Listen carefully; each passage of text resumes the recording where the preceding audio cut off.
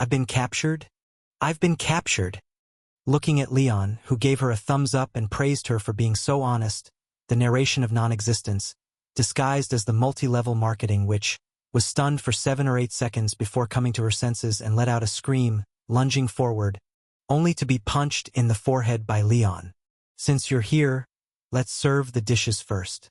After knocking down the narration of non-existence, who still wanted to put up a desperate fight, and denting part of her skull, the silver dagger of cutting in Leon's hand instantly expanded again, transforming into a giant 3-headed black dog that swallowed the narration of non-existence whole in one gulp.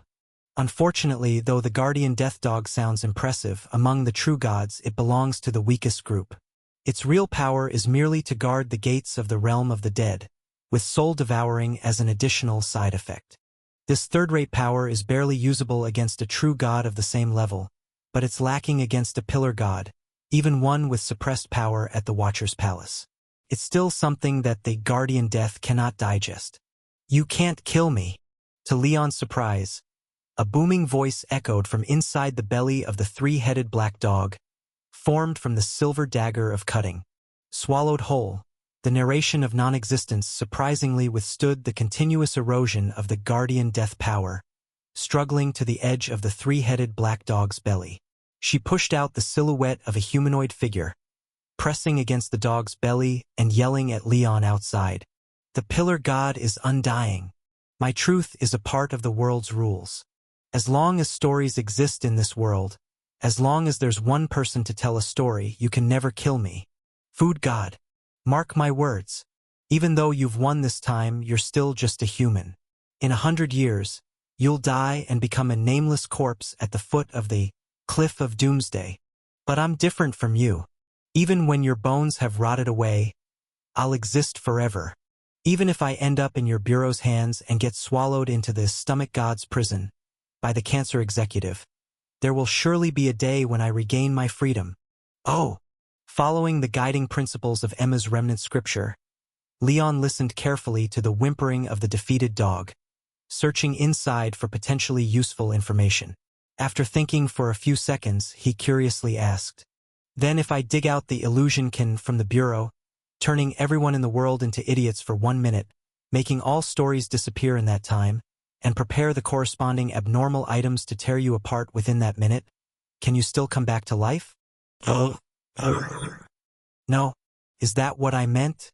Floored by Leon's offbeat assumption, the blurry silhouette on the dog's belly froze for a few seconds before rebutting loudly. Wishful thinking. You'll never succeed. So when you say never succeed, do you mean that doing this wouldn't kill you? Or that I couldn't turn everyone into idiots for a minute? Seems like the latter, huh? Staring at the silent silhouette on the dog's belly, the corners of Leon's lips curled slightly, then he nodded cheerfully. All right, I understand. What do you understand? What do you understand?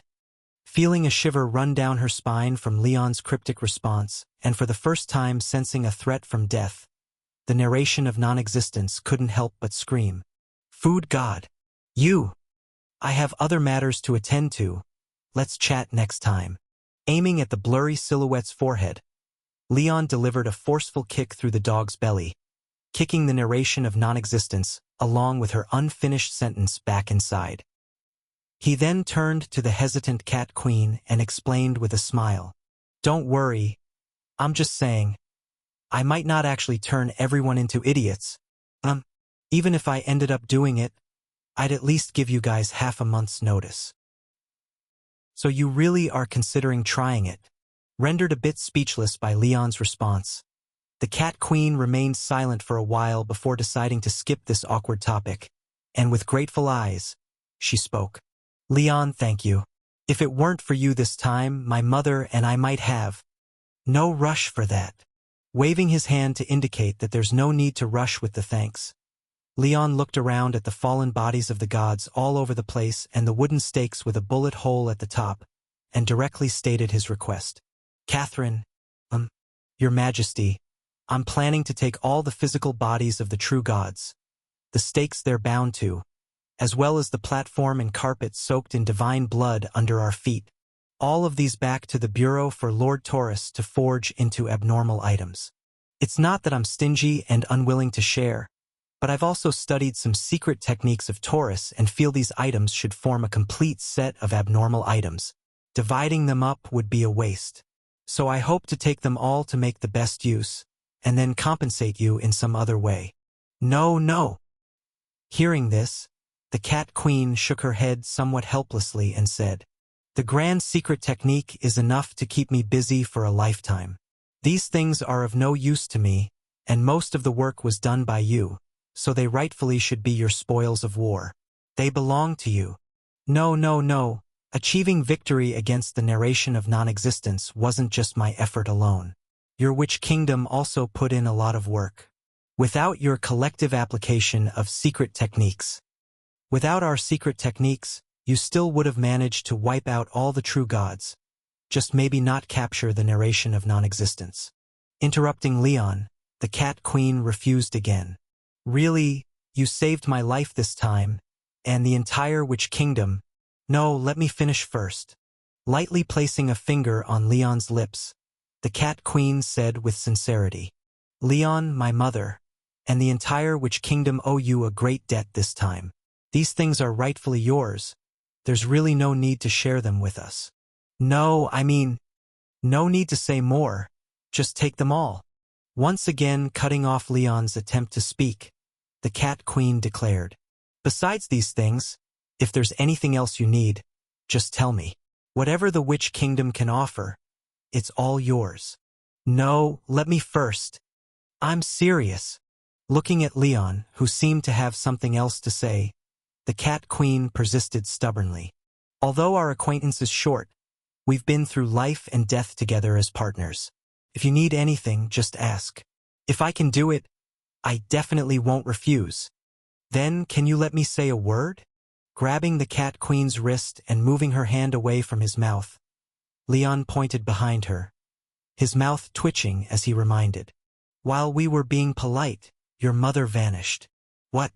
Faced with Leon's NMSL reminder, the Cat Queen was suddenly taken aback and stopped her politeness to look back, finding that the Grand Witch King's body had unknowingly stopped breathing. "But it's no big deal. It's fine, you guys continue chatting." Smiling at the stunned Cat Queen, indicating she need not worry, the Grand Witch King's almost tangible soul sat cross-legged on the couch where her body lay, like a country old lady, and said kindly, "Although I'm not a true god, the strength of my soul isn't weaker than that of an average true god. The realm of the dead can't take me away for a while. You don't lack these few minutes." You really are quite open about this. Looking at the Grand Witch King, whose body was no more but hadn't yet departed, Leon's mouth twitched again, then shook his head and said, "I don't have anything urgent here. You should say goodbye to Catherine first." "Hee. All right, then we'll have a private talk first." Smiling and nodding at Leon, the Grand Witch King's soul held the Cat Queen's hand, softly comforting her somewhat saddened state, while Leon turned and walked towards the chaotic execution ground, using the ritual carpet soaked in divine blood underfoot as a burial shroud to roll up the bodies of the 39 true gods. Apart from the 16 true god souls locked temporarily in the dog's stomach and the narration of non-existence, the deceased bodies of these true gods, along with the execution platform covered in divine blood, should be the biggest harvest of this event. After taking away all things stained with divine blood, including dismantling the platform with stakes underneath his feet, stuffing them into the mirror world, feeling the vague, mysterious connection between these items, Leon's face inevitably showed the joy of a bountiful harvest. Though this platform was merely a temporary construction, counting the narration of non-existence, a pseudo-pillar god and 39 true gods died on it.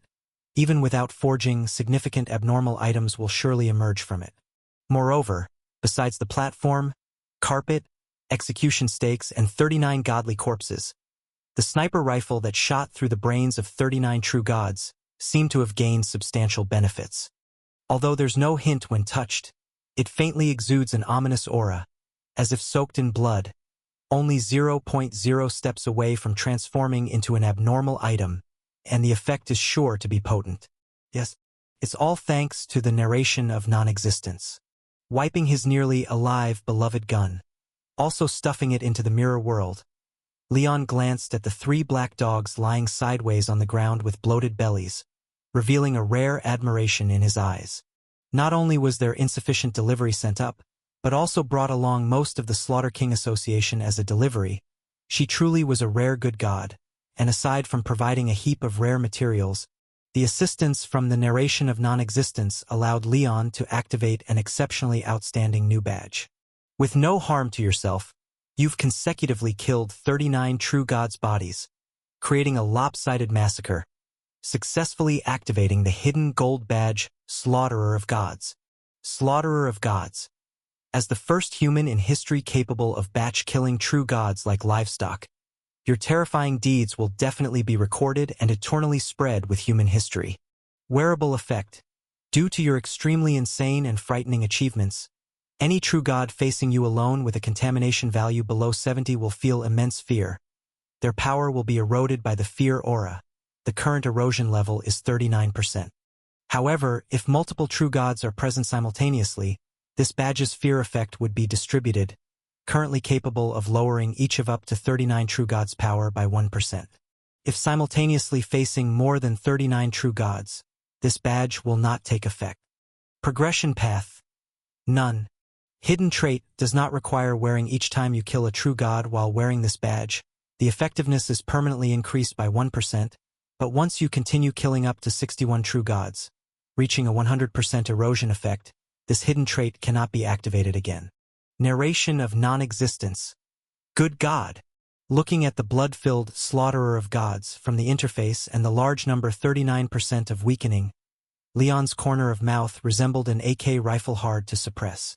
In the narration of non-existence's bedtime story, soaking for over a week, personally executing 39 true gods, Leon's contamination value has soared to the limits of ordinary humanity. Selecting the corresponding aura, crossing the 60-point threshold can be done at any time.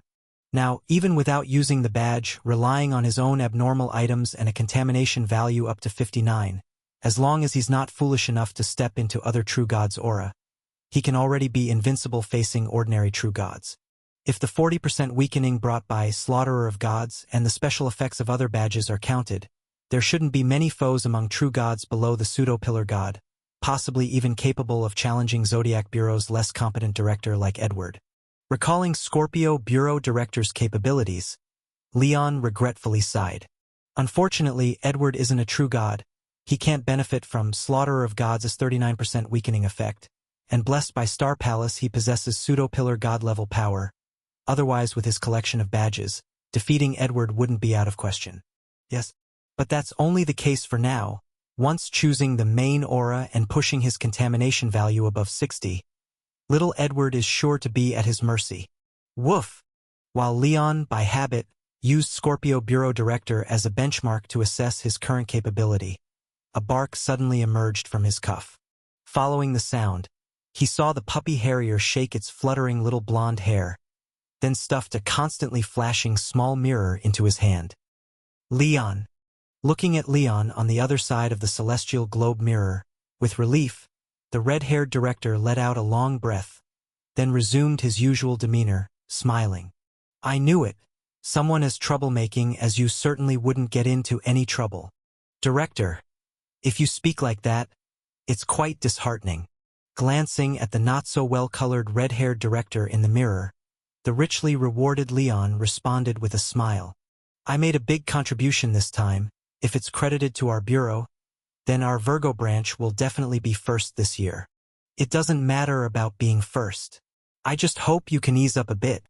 Glancing at the dismantled ritual platform behind Leon and the cat queen holding the grand witch king's soul sobbing uncontrollably, the red-haired director sighed deeply, her eyes expressing 2 parts despair, 3 parts relief, and 5 parts resigned determination.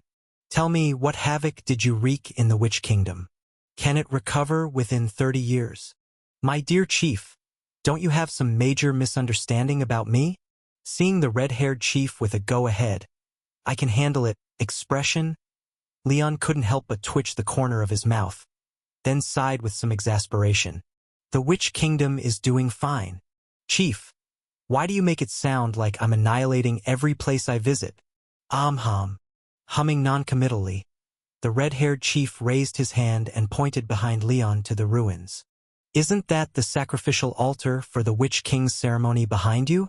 That's a grand ceremony that happens only once every 100 years in the Witch Kingdom. How did it end up like this? Hearing this, Leon turned back and saw that his call background indeed looked like a mess. He then scratched the back of his head involuntarily. I just dismantled the altar, but there were reasons for it. I believe you.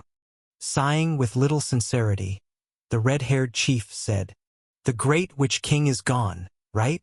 Indeed, but she passed away of old age, and she was about to leave even if I didn't come. And then, her daughter succeeded the throne, right? Yes, who else would take the position? Then you and that Princess Catherine.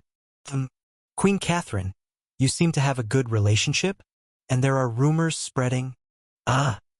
Looking back at the members of various associations being escorted away by the guards, pointing at him but not daring to speak out, Leon was silent for a moment before trying hard to explain. We went through life and death together for a few days, so there's definitely some camaraderie. As for the rumors, it was mainly because she came to me after taking a bath last night, and many people saw her on the way, but we were actually discussing how to set up an ambush. Fine, let's set the rumors aside for now. Sighing, the red-haired chief asked, I ask you, once she stabilizes her position on the throne, will she also immediately issue decrees to ally herself with you and Queen Veronica? To begin all-around cooperation with your kingdom? Well, our kingdom has grain and minerals, and Kralik Kingdom's technology. We're already excellent partners, plus my camaraderie with Catherine, so Catherine making such a decision seems pretty normal. Normal. My foot. Seeing Leon's innocent, almost wronged look as he rebuked whatever he said, the red-haired chief couldn't help but roll his eyes. If it were actually normal, why do you always end up with all the good stuff? You seem to have an obsession with stuffing Queen Veronica's pockets with things every time you go on field missions. 3 times on field missions and you've changed 3 kings, counting the time the Iron Princess attacked the palace. You've replaced 4 kings of the 12 kingdoms already. And all the replacements have been queens. You really are. If all this is truly coincidental, I'll eat all the bottles in the warehouse. Whatever you say goes. Glancing at Leon without goodwill, the red-haired chief rubbed his forehead, sighing. After all, it's an attack from the Pillar God. It's already a relief that you returned safely. Compared to surviving an attack from a Pillar God, these are small matters. By the way, how did you repel the narration of non-existence? I caught her. Oh, so you... What did you say? I caught her. Repeating himself, Leon adjusted the angle of the small mirror, pointing it at the 3-headed black dog groaning on the ground from indigestion, and gestured at its belly. I can't kill the narration of non-existence yet, so I had to find a way to trap her. But although I caught her, the main credit should go to Matthew. If it weren't for him carrying back the narration of non-existence's body. You caught a Pillar God? Confronted with such shocking news, even the usually composed red-haired chief couldn't help but feel his mind buzzing. Unable to process what Leon said, eyes filled with shock, repeatedly asking, Not only did you repel the narration of non-existence, but you also caught her? Matthew and I caught her together, and his part might have been more crucial. Correcting the chief's statement, Leon hesitated slightly before asking, Chief, how is Taurus' injury from the Ascension ceremony? Has she recovered? About halfway, I suppose. Why do you ask?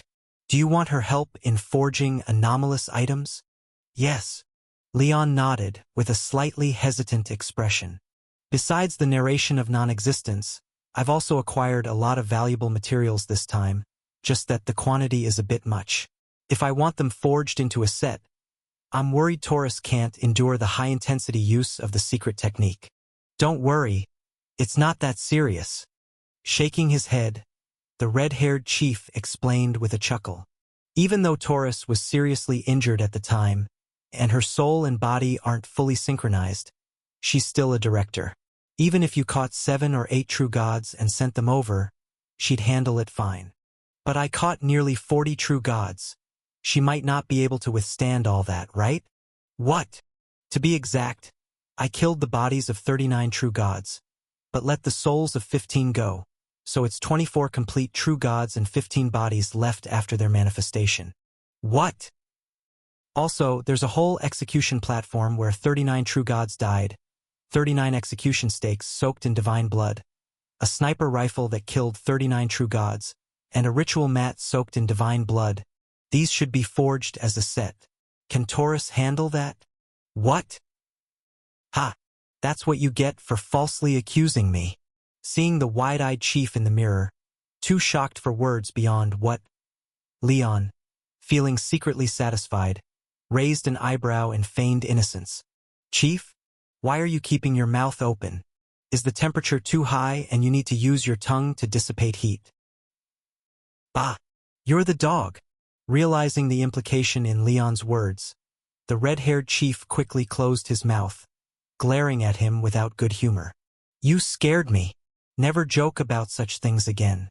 The way you described it so vividly, I almost believed you really killed that many true gods. I wasn't joking. Everything I said was true just now. It's all true. The Slaughter King Association was half destroyed by you alone. Our Leon is truly amazing. Mimicking Leon's earlier tone, sarcastically replying, the red-haired chief, now calmer, exhaled deeply, opened a bottle of alcohol, took a swig, and with a sense of relief, said, In any case, it's great that you're all right. This past week, without a word from you, I couldn't even drink the alcohol I purchased. Wait, it seems Taurus has something to say. Leon. After the screen of the little mirror split in two, the Taurus director who joined the chat group blushed slightly, full of excitement, and said, Listen to me. Those 39 wooden stakes, you must remove them, and the ritual carpet soaked in divine blood. Got it. Even the platform below where many true gods died also. All taken care of. I even shoveled the surrounding soil stained with divine blood. Good, good, good. As long as everything is collected. Hearing that Leon had already gathered all the usable materials, the Taurus director in the mirror couldn't help nodding repeatedly, then broke into a delighted smile and said, Leon, you absolutely must hand these things over to me. If you also give me that gun of yours, I'm confident I can craft an anomaly item ranked within the top 10 for you. Maybe even higher. Thank you very much. No trouble at all. No trouble at all. You're the one who's really working hard. Ha ha ha. What's going on? Looking at the Taurus director laughing so hard that his tonsils were visible on the screen, the red-haired chief, who had been sneaking drinks, froze slightly, then asked in disbelief, Wait, was everything you just said true? Did you really take out 40 true gods? Just luck. Just luck. Since this achievement was indeed excessively impressive, seeing the red-haired chief's dumbfounded expression, the usually composed Leon couldn't help but modestly say a couple of placating sentences, before smiling and saying, I definitely couldn't have done it alone, but thanks to the narration of non-existence, who dragged down most of the Slaughter King Association members and forced them to fight me to the end. In the end, so if you really talk about credit, she deserves more than I do, worthy of being made an unofficial director. Ah! After hearing Leon's sincere compliment, the narration of non-existence, who was dealt a harsh blow, was so furious that steam seemed to come out of her ears, and she shrieked sharply from within the dog's belly. Food God! Once I get out of here! Come on! Don't dream about it. Leon glanced at the silhouette constantly trying to break out from the dog's belly, and couldn't help but sneer. There's no way out for you. The best outcome for you is staying inside the cancer director's belly until the world ends. You! Faced with Leon's reply, the narration of non-existence inside the dog's belly gritted her teeth and then sneered, asking, Do you think you've already won? The Slaughter King Association doesn't just have me as a pillar god. Plus, although I failed here, over in the Thousand Sails maritime country you are the ones who lost. Thousand Sails Maritime Country? Hearing the narration of Non-Existence's counterattack, Leon couldn't help but frown, then looked at the little mirror in his hand, discovering that both the chief and the Taurus director's faces fell uniformly. Has something really happened in the Thousand Sails Maritime Country? So, has the Sai-Ao royal family with the bloodline of greed been dealt with already? She's telling the truth. Noticing Leon's expression, the red-haired chief sighed and proactively explained. The Cancer branch has done their best, but the situation in the kingdom of Sao is too severe. The entire area of the shadowed moon sea has been cursed with the Solar Corpse ritual, becoming undead instantly upon being exposed to sunlight. So the Slaughter King Association doesn't need to do anything else. They just need to break the fog above the royal ship for it to succeed, while our bureau has to both fight them and protect the fog from being dispersed, which is extremely difficult. I see. Hearing his words, Leon fell silent for a moment, then knitted his brow and asked further. Can't the General Bureau use the daylight dial? Would sunlight break the fog? The joy drained from the Taurus director's face as he nodded with a heavy expression, saying, whether it's the daylight dial or the moon phase mirror, both would first tear apart the fog over the shadowed moon sea. So we can't provide much help. We dared not continue after two true gods were roasted to death. The Cancer Chief had no choice but to take other cleaners who came to support and battled with the Slaughter King Association for almost 10 days. But 3 days ago a hole was poked in the fog above the shadowed moon sea, and more than 40,000 people on the royal ship were all instantly killed by the sun. At this point, the Taurus director paused, then pursed his lips slightly and said, eyes filled with 3 parts grief and 7 parts resentment. In fact, the Archer director had foreseen this and prepared in advance, making an agreement with several overlords of the Dead Realm that even if the fog over the shadowed moon sea was breached, they could forcibly retrieve the undead from the Dead Realm. But something went wrong with the Dead Realm. They violated our agreement, defected to the Slaughter King Association, and as soon as the undead appeared, they dragged the entire royal ship into the Dead Realm. Apart from the Cancer Chief who managed to dodge the attack, all more than 40,000 residents of the royal ship, along with the Cancer branch and cleaners sent for support, were dragged into the Dead Realm, with no one able to escape. None of the cleaners who went for support escaped. Hearing this, Leon fell silent for a moment, then turned his gaze to the red-haired chief. What about Emma? Emma is also in there.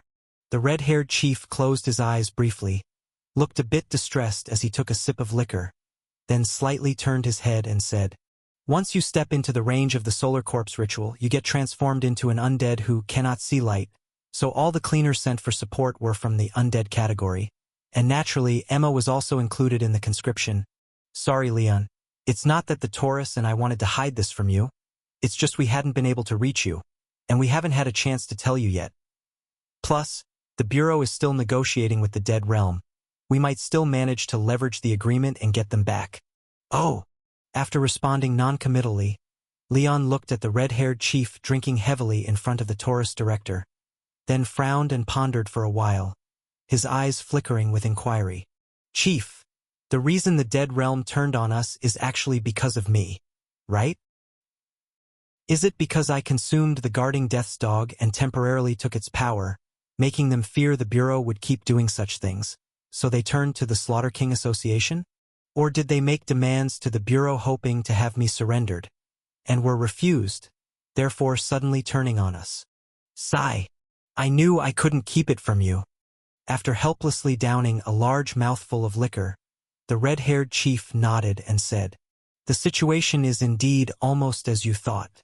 The Dead Realm did propose similar conditions, but the Bureau refused them. However, this matter isn't entirely because of you. You were merely the fuse that triggered the issue. In the past, when the Dead Realm tried to take over the living world, the third director killed one of the Dead Realm's overlords and replaced its creation, the Oblivion Spirit Valley, with the current Sage's Cemetery, forcing the Dead Realm to make an agreement with us. But now the third director has been dead for who knows how many years, leaving just a trace of will lying in the cemetery. The Dead Realm must have been holding back for a long time. Even if they didn't defect to the Slaughter King Association this time, they would have sooner or later tried to challenge us. So, the sudden backstabbing from the realm of the dead, aside from me consuming the Watcher Deathhound, is it related to historical grievances between the Cleanup Bureau and the realm of the dead? After seriously listening to the explanation of the red-haired director, Leon temporarily pressed down his anxiety from receiving the bad news and gazed into the small mirror, where the face of the Taurus director appeared helpless. Lord Taurus, I want to know what you think of this matter? Or rather, what is the Bureau's current plan regarding the realm of the dead?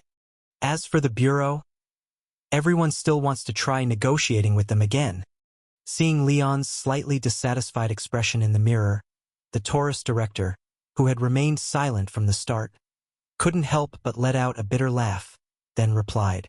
After discovering the situation there in the Thousand Sails maritime country, a few of us directors discussed it once. At that time, Pisces did not express an opinion, but Cancer and Sagittarius both believed that if the covenant could be maintained, it was best to try and keep stability for now. After all, unlike the polluted heavenly mountain and the inherently chaotic abyss, the realm of the dead has always been the most united realm among the four great realms. This time, although only 3 overlords have acted, if we make a move, the other overlords of the dead realm are unlikely to stand by. And many of the overlords of the dead realm are older than the Cleanup Bureau, and among them, the strongest ones are no less powerful than the Pillar Gods. Now the Bureau is already stretched thin and truly lacks the capability to go to war with them. But wasn't that before? Isn't it still possible now?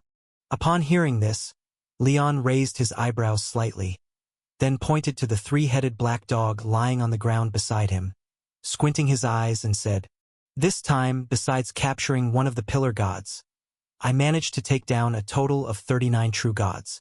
Although I returned the souls of 15 true gods, those true gods who lost their physical form will at least need a year or 2 to recover. They definitely don't have the ability to take action in the short term. Lord Taurus, if the realm of the dead has been long contemplating a fight with us, as the director said, why don't we take advantage of the Slaughter King Association's weakened state and strike first, giving them a daunting lesson? He truly is a remarkable youngster among the board of directors in recent generations, so full of drive. But some matters require balance and not just brute strength to be resolved." Looking at Leon in the mirror, full of murderous intent in his eyes, the Taurus director couldn't help but show appreciation, but ultimately shook his head slightly and said, "Leon, after seeing the situation on your side, Sagittarius and I have had similar thoughts, but still feel it isn't appropriate." "Why not appropriate?" "Because the cost is too high. We can hurt those overlords of the dead realm, but cannot completely eliminate them." Taking up the conversation, the red-haired director sighed and said, "The reason they are called overlords and not true gods of the netherworld is that they each preside over at least one location on the no-return path, playing an auxiliary role in returning the dead to the world's origin, having inherently become a part of the realm of the dead's rules. If we were to go directly to war with the realm of the dead, winning wouldn't be hard, but the real problem is figuring out what comes after winning. If it ends with just simple killings without destroying the corresponding locations, they will eventually resurge. However, if we strike with heavy hands like the third director did by obliterating the Oblivion Spirit Valley, we must also destroy the locations associated with the overlords of the dead realm, and then build a new location with similar functionality on the spot, like how he established the Sage's Cemetery. And it doesn't end there. To ensure the new location can function normally and guarantee that the process of returning the dead to the world goes smoothly, at least one Zodiac Bureau-level cleaner must be stationed there long-term.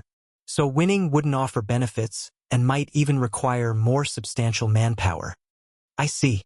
Upon hearing this, Leon furrowed his brow and then countered, "But they've already openly sided with the Slaughter King Association. If we don't hold down those restless overlords of the dead realm now, while the Slaughter King Association is wounded, once they recover, we'll be facing threats from both sides." "Indeed. I'm also worried about such an occurrence." The Taurus director sighed as well and continued to explain. "However, though the realm of the dead is united, it hasn't completely sided with the Slaughter King Association. Several overlords of the dead realm still hold a neutral stance. If we are too aggressive, Pisces and I are concerned that we might push the neutral overlords to the opposite side. Therefore, for now, we still need to focus on negotiations, not only to ensure the safety of the captured cleaners and try to get them back, but also to probe the depths of the realm of the dead, ascertain the overlord's attitudes, and identify who are enemies and who might be allies. All right. Seeing that aside from himself, the other directors Taurus, Pisces, Sagittarius, and Cancer seemed inclined to continue negotiations. Leon reluctantly furrowed his brow and temporarily halted the topic, turning to inquire, "Then who are the neutrals among the overlords of the dead realm, and who has clearly sided with the Slaughter King Association?" The neutral ones are hard to say for sure, but the 4 overlords of the dead realm who attacked the royal ship in the Moonless Sea have definitively sided with the Slaughter King Association. Raising 4 fingers, the red-haired director said with a displeased look, "First is the Flesh Deer who controls Burial Garment Mirror Lake, Corpse Soil Black Forest, and Baigu Palace. Aside from attacking the royal ship, it also severely wounded the Cancer director, undoubtedly a member of the Slaughter King Association. Then there's the Yellow Eel, who oversees Yellow Springs River, the Mountain Guardian Woman, who watches over Zhanhui Mountain, and the Wailing Puppet, who established the City of Regret and Ghostly Mire, all confirmed to have sided with the Slaughter King Association. The undead-type cleaners sent for support were apprehended by them. The Mountain Guardian Woman, Yellow Eel, Wailing Puppet, was Emma Sr. captured by them?" Memorizing the 4 names firmly, Leon nodded silently, then turned to the Taurus director and said, "Lord Taurus, I still hold to my previous stance. Now is the best time to address the problem with the realm of the dead. So, after my return, can we convene the other directors for another round of discussions?" "Certainly. That is your right as a director." With a gentle smile towards Leon, the Taurus director glanced at the 3-headed black dog groaning from overeating inside. "Leon, I've always known you're outstanding, but I didn't expect you to be this extraordinary. You are now a competent director, though your usage of secret techniques could use a bit of refinement. The secret technique is just a little lacking. My secret technique isn't bad. Okay?" Faced with the heartfelt evaluation from the Taurus director, Leon couldn't help but blush slightly. "I was selected by the 5 palaces, and my secret technique talent was recognized by the Star Palace. Both the Cancer Palace and the Pisces Palace begged me to join, okay? It's just that I didn't quite understand the Taurus Palace's secret smithing techniques. Besides, not understanding the Taurus secret technique doesn't necessarily mean it's my fault. What if it's because the 3rd-generation old man didn't teach well, using his purely idealistic smithing theory to mislead me?" Achoo!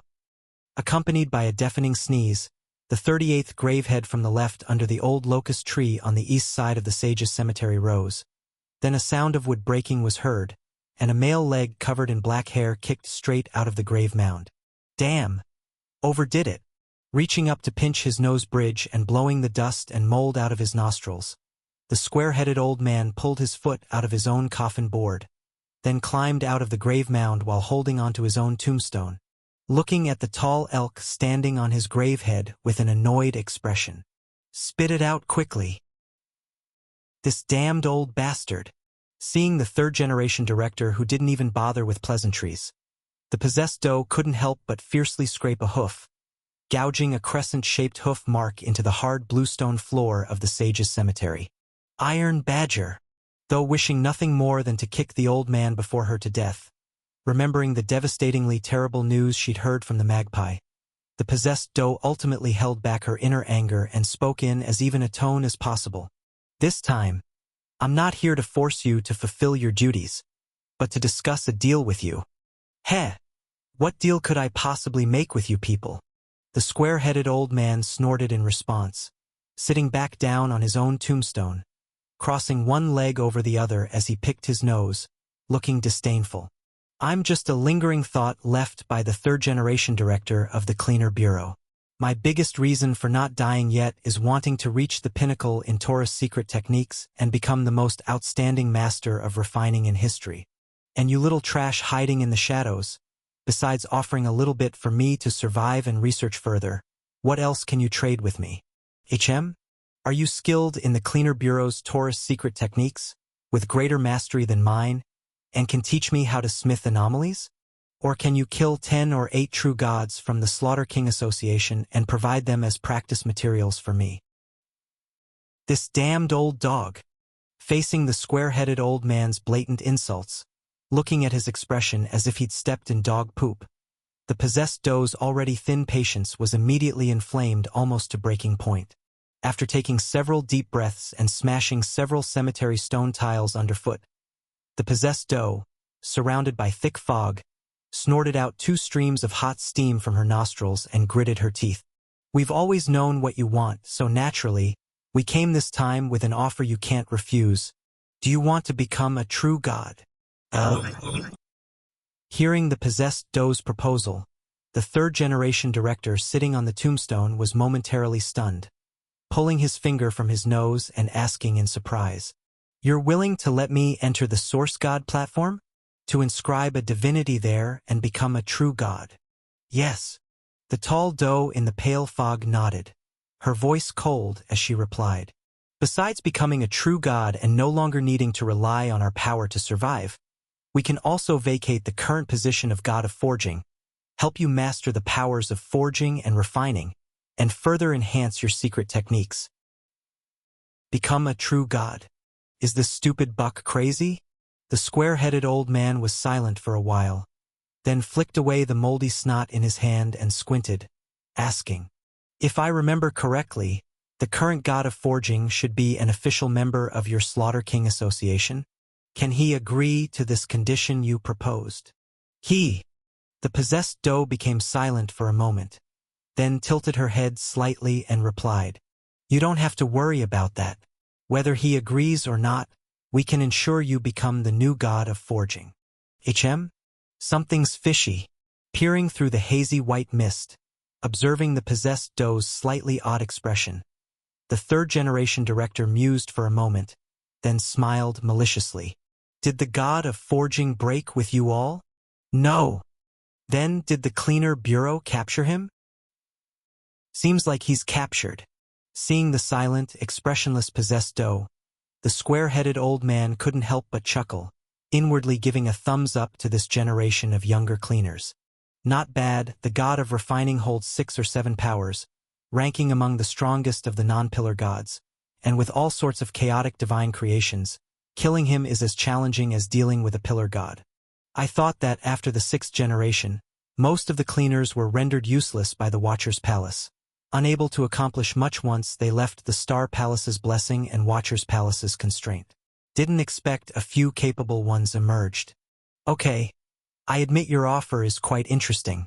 Though I don't care much about becoming a true god, I'm indeed interested in forging powers.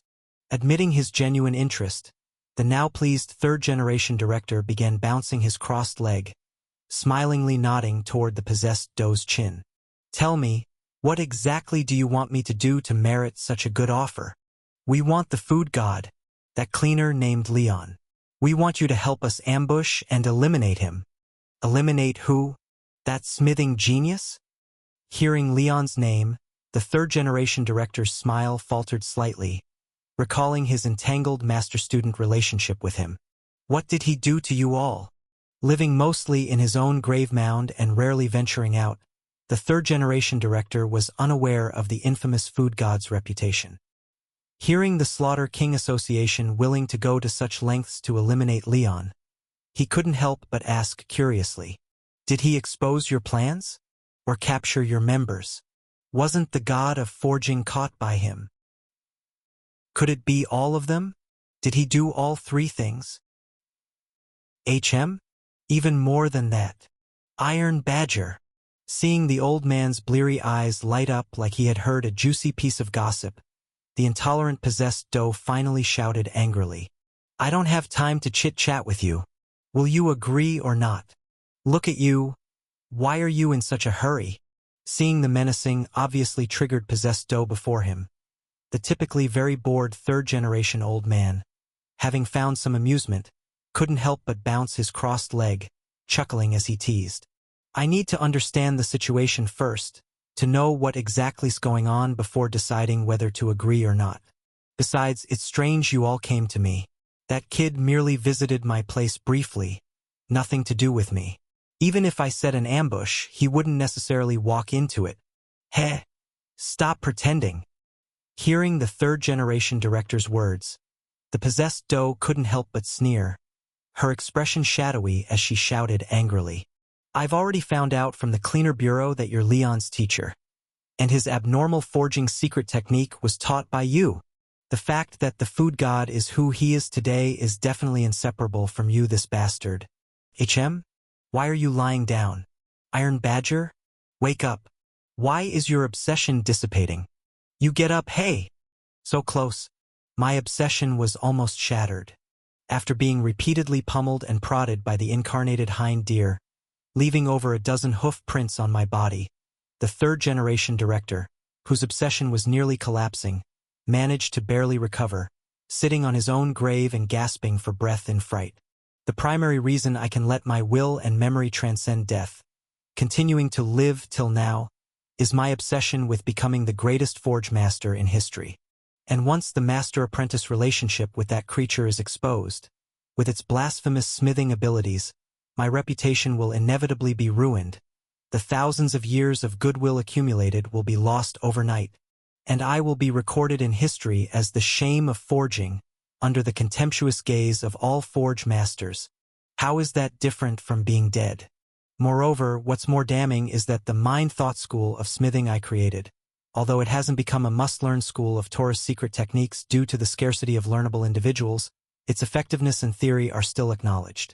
Even though others might not be able to influence Anomaly Forge with their own thoughts because of the high difficulty and numerous constraints, they wouldn't think the mind-thought school has problems, and some might even try it themselves. However, after that creature successfully got in within a few minutes and then ruined every creation, even using true god-level materials to boil a pot of trash, the entire mind-thought school will likely be buried with me. I should have cleaned up the house from the start. Hammering his own tombstone with regret-filled eyes, the third-generation old man nearly killed by a single sentence abruptly stood up, glaring at the incarnated hind deer, gritting his teeth and saying, "Speak. What do you want to do to him?" Seeing the change in attitude of the third-generation director after catching his breath, the incarnated hind deer froze for a moment, then asked excitedly, "You agreed. I'll listen first." Although he almost lost his life just now, thinking about the cheap smile on a certain red-haired girl's face when she brought that creature, the third-generation old man scratched his thinning hair on his nape, then said with an annoyed look, "You tell me how to do it first. If the plan is too stupid, I won't do it." Not stupid. Definitely not stupid. Unexpectedly, due to his one sentence, things took a magical turn. The overjoyed incarnated hind deer dug its hooves twice, eagerly revealing the plan. The food god recently acquired a batch of materials, but the Taurus director hasn't healed from her injury received at Watcher's Palace. She definitely can't process those many materials, so when Clearing Bureau comes to the realm of the dead for negotiation, they're likely to ask you to assist in forging. And on my side, I've already contacted a few friends. If the food god follows along, we'll jointly attack, smash the sage's cemetery and drag half away, pushing the food god down the cliff of the end, letting him completely return to the world. So, in simple terms, it's still an ambush? Upon hearing the plan from the incarnated hind deer, the third-generation old man couldn't help but roll his eyes. "SK, you in the realm of the dead are really something. Back when I was alive, you loved doing these shady things, and after all these years it hasn't changed a bit. Are you sure this crappy plan will work?" Glancing sideways at the incarnated hind deer, the square-headed old man said with a face full of disbelief, "My relationship with this generation's Taurus is not great. Unless encountering something unmanageable, she definitely wouldn't come to me. Your plan sounds unreliable. She will definitely come because those materials, her current state is really unable to handle them." Heh. Then I can only say you don't understand secret smithing techniques at all. The third-generation director sneered dismissively and said, "Today I'll teach you a lesson. Though the top secret technique among the 13 of the Clearing Bureau is the destruction secret technique of the Ares Palace, for its ability to destroy almost any anomaly, even temporarily shatter the truth of column gods. When it comes to maximum limits and value, The second-ranked Taurus secret technique is paramount. As long as the user's faith is powerful enough, even a limbless cripple with a leaky iron pot can knead a same-level true god into materials at will, like when I dealt with you back in the day, almost without using anomalies, just treated you as smithing material and mold finished. While this generation's Taurus director hasn't learned the secret techniques well, she has enough will to ascend to the Watcher's palace. Facing true gods without ability to resist upon capture, she could easily handle 10 or 8 even if heavily injured, as long as she could lift her eyelids to look. Needing true gods would be absolutely feasible. Got it? If you understand, then get lost. Seeing the incarnated hind deer in front of him fall into silence, the third-generation director lay back in his coffin, waving disdainfully. This time, it's not that I don't want to help you, but your plan is too bad, with no chance of success from the start, so don't bother me. Hurry up and... 40. 40 what? 40 true gods. With extreme difficulty, he spat out this number, and with the stupefied look of the third-generation old man, the incarnated hind deer stomped its hoof, its expression showing 3 parts anger and 7 parts fear, whispered an explanation. The food god. He set a trap in which kingdom, killing 40 of our members at once. Though later he returned the souls of 15, but captured Lord Narration of Non-Existence too. So Taurus surely can't handle it and will come to Sage's cemetery to find you. Narration of Non-Existence? Suddenly sitting up from the coffin, the third-generation old man twisted his neck with a click, eyes full of shock, and pursued. The storyteller? You? That kid killed 40 of your Slaughter King Association members, capturing 25 with body and soul, even capturing a column god alive? Just him? You? Are you all incompetent now? Damn bastard. Ambush. Ambush. We fell into an ambush. Are you blind? Deaf? Can't hear the word trap? Choked hard by incompetence from the third-generation old man. After stomping another blue stone tablet with his hoof, the incarnated hind deer angrily said, In any case, this generation's Taurus will definitely bring materials to find you, and the food god might accompany. At that time, as long as you help us cover, giving us a chance to kill the food god, we will seat you in the god of forging's position. Iron Badger, speak up and agree or not. Agree or disagree? Is there even a choice? Confronted by the shout of the incarnated hind deer, the third-generation old man hesitated for a moment, then took out a large iron pot with a leaky bottom, smashed it with a bang, then with bristled brows immediately roared cursing. Get lost! Get out of my sight! Who the hell do you think you are? Daring to ambush my disciple. Wasn't that your attitude towards him just now? Due to the unexpected defection of the third bureau chief, the incarnate fawn was caught off guard and got hit squarely by the large iron pot thrown at her. Looking at the old man with a square head who just called him a brat but is now calling him a beloved disciple and proud student, the incarnate fawn, with a large black pot hanging from her antlers, suddenly felt an uncontrollable anger, glaring and shouting. Iron Badger! You! Who's Iron Badger? There are only iron pots, iron pans, and iron spoons here. No Iron Badger at all. What the hell? Did you cut ties so fast? Watching the third bureau chief who turned his back and quit the Slaughter King Association on the spot, the incarnate fawn trembled with rage and screamed hoarsely. That's not what you said earlier. You just called him a brat. I heard it all. Then you must have misheard. I didn't. Then you misunderstood. Or maybe you both heard it wrong and misunderstood. Faced with the enormous temptation of 39 true gods plus 1 pillar god, and potentially other rare materials, things like reputation, schools, ruin, and infamy, all these worthless things instantly vanished from the third old man's mind. You definitely misheard. I didn't say brat. I said birth. Under the glaring eyes of the incarnate fawn, the third bureau chief shamelessly explained again. Birth meaning, I treat that kid like my own. Almost as if he were my own child. This time he brought me so many good things, he must have felt my earnest expectations of him. Oh ho ho ho! The first time I met Leon, I felt a special connection with him. Later, he learned my mind thought school in no time and started forging anomalies using my pot. I knew right away that he must be the successor I've been waiting for. You bullshit. Do you think I don't know what you're up to? When good things were mentioned just now, your damn mouth was already grinning to the back of your ear. Enraged by the third old man's shamelessly low moral standards, the incarnate fawn, with grinding teeth, could only put on a tough attitude and declare, Iron Badger, don't forget you're also a member of our Slaughter King Association. You've even leaked information about the Cleansing Bureau to us in the past. You're no longer. Heh, the information I leaked to you all were old. Those old intelligence bits are at least thousands of years old. Even if I tell you, so what? It's not betrayal to the Cleansing Bureau. But aren't you afraid we? Afraid of what? The third bureau chief chuckled. Afraid you'll report me to the Cleansing Bureau? Or afraid you'll intentionally leak my information? You silly dear, don't forget that I signed your charter, and I'm formally entered as an outside member of the Slaughter King Association. Although I can't leak your plans to the Cleansing Bureau, if you want to leak my information, then I can only wish you good luck. All right, get out, out, out. Get out now. Turning back to search in his coffin, then taking out a cobweb-covered bone broom, the third old man raised the broom and pointed at the incarnate fawn, irritably shooing her away.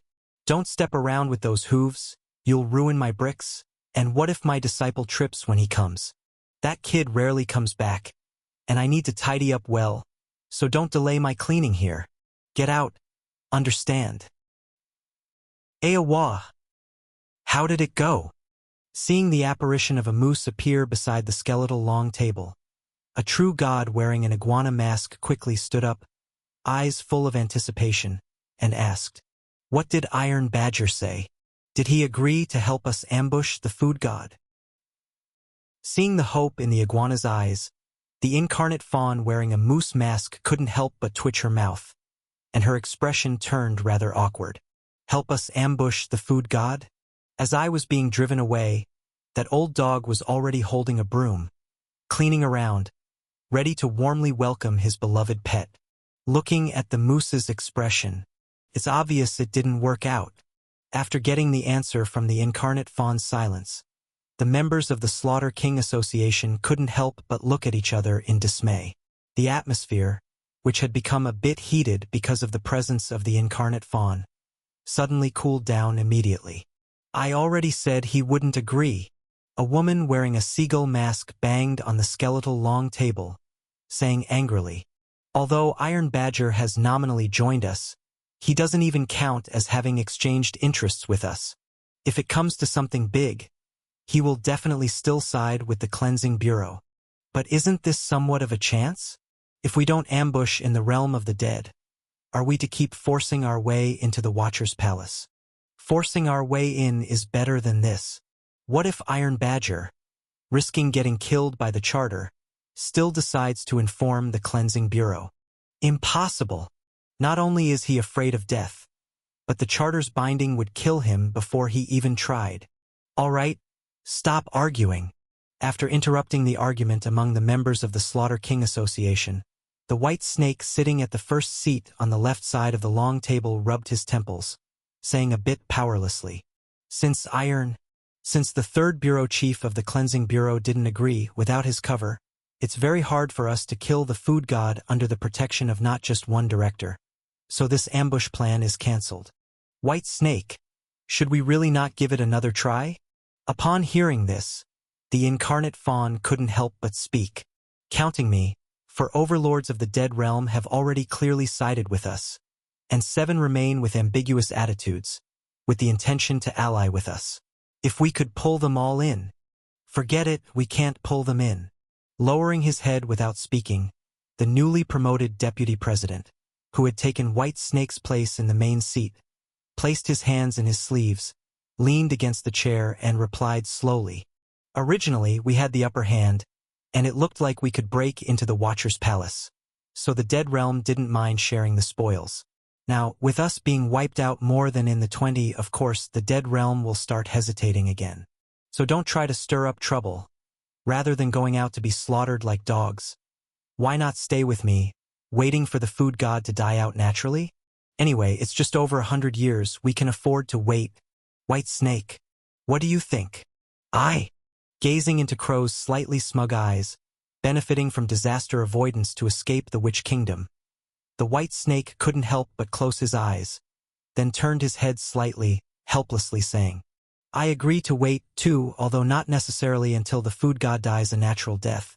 But we can wait for the president and the other vice presidents to return from the old soil before deciding. No, I can't wait.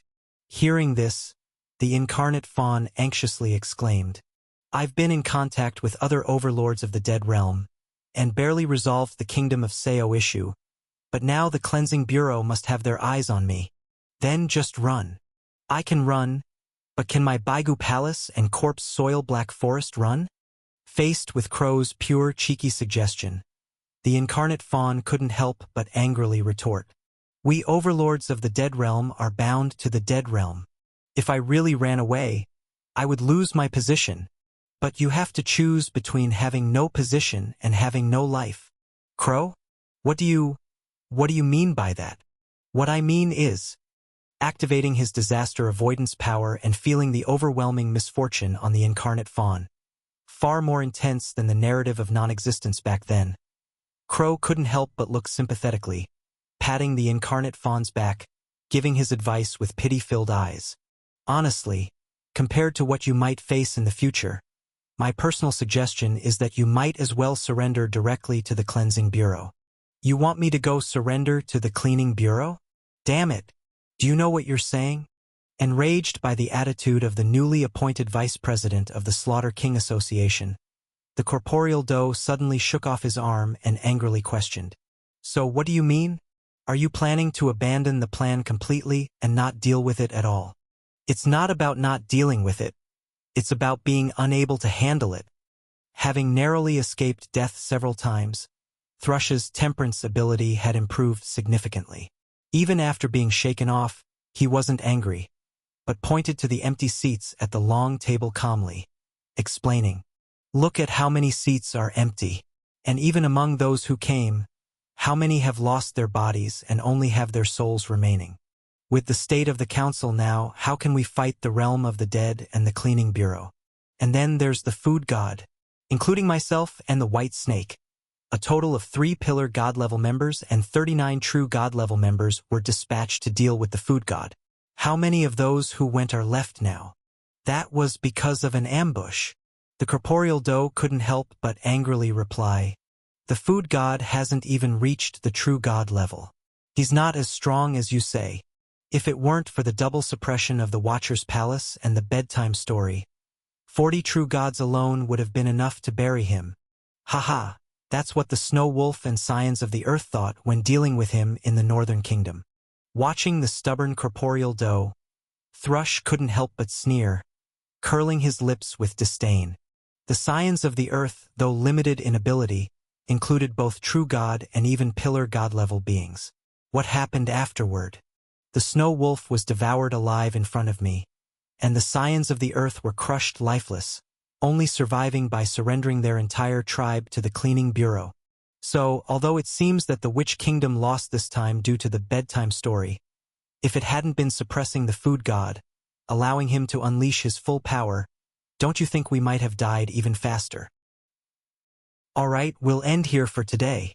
A well-reasoned analysis extinguished the corporeal doe's anger. Feeling the intense, steely aura coming from it, Thrush leaned uncomfortably back and then frowned, saying, If there's nothing else to say, the meeting is adjourned. Also, keep a little distance from me. I don't want that stench sticking to me. What stench? The stench of impending doom. Useless. Coward. Weakling. Coward. Seeing the members of the Slaughter King Association around the long table, their eyes filled with dread and fear, the corporeal doe erupted in a moment of fury, and then stormed out. With that fool Thrush as vice president, unless a pillar god returns immediately, there's no hope for the Slaughter King Association. Looking at the group of cowards clearly terrified of the food god, lacking even the courage to face him, the speechless corporeal doe turned away with a grim face and left, returning to its main body, before departing the Baigu Palace heading deeper into the realm of the dead. If the Slaughter King Association doesn't intervene, relying solely on itself and a few others like the Mountain Sentinel and the Digger Earthworm, to not even mention planning to deal with the Food God, they can't even withstand the pressure from the Cleaning Bureau. So now they must recruit at any cost, find a way to drag the other overlords of the dead realm into it. I saw death. A massive amount of death. Unprecedented levels of death. After her hands recoiled from the crystal ball as if electrocuted, the Cat Princess explained, her heart pounding violently, still in shock, under Leon's somewhat puzzled gaze. Leon, I can't say much more about the future, but if you go to the realm of the dead, you will definitely bring disaster. A very terrifying disaster. Disaster? Leon raised his eyebrows at the words. After pondering for a moment, he asked, "Can you tell me who this disaster is specifically for? For me? For the mortal world? Or for the realm of the dead?" This, a bit dumbfounded by Leon's question, the Cat Princess hesitated before subconsciously reaching again for the crystal ball. But before she could touch it, the head-sized crystal ball made a cracking sound, splitting directly in two. Glancing at the stunned Cat Princess staring at the cracked crystal ball, Leon, sitting cross-legged across the small table, sighed softly, and got up from the couch to say, "I'll get another one." "No, don't." Pulling Leon's sleeve to stop him, the Cat Princess shook her head, a complicated expression on her face. This was the last true God-level crystal ball in the treasury. The remaining crystal balls are substandard, unable to bear that level of future. There's no point in bringing them over. I see. Hearing this, Leon resumed his seat, slightly dissatisfied, asking, "So you've looked into my future over 100 times these past few days, and aside from knowing that I'll bring disaster, you haven't gleaned a single piece of useful information? Besides the disaster, if you go to the realm of the dead, you will also cheat." "Could we not talk about cheating?" After a slight twitch at the corner of his mouth, looking at the determined Cat Princess in front of him, Leon couldn't help but roll his eyes and complain. "Can you look at something serious? Also, your prophecy skills leave much to be desired. Former High Witch King never even saw me face to face but could predict many aspects of my future, even putting them into a crystal ball for others to see. How come you haven't a single useful statement?" "It's not the same." Feeling her witch skills being questioned, the Cat Princess couldn't help but exclaim. The predictions Mother put into the crystal ball were possible events, not ought-to-happen events, and by the time you saw them they were already past events. Handling them was easier. I could do that too. Besides, when she was making those predictions, you were just an ordinary person barely stronger than a Class 3 cleaner. Now you're almost a true god, and even the Aquarius director of the Cleaning Bureau, moving a thought might change the entire world's future. The difficulty is not the same. All right then. Reluctantly accepting the Cat Princess's explanation, Leon picked up a fist-sized small crystal ball from beside his feet, placing it on the table and urged, "If you can't understand the future, don't bother. Let's continue with the witch secret technique lessons. I need to head back to the Virgo branch. The sooner I finish learning this, the sooner I can go back." "I don't not understand it. It's just that the implications surrounding you are too immense, so I can see but cannot articulate, all right? If any ordinary person were in your place, I could predict all the way down to what socks they'll wear 10 years from now."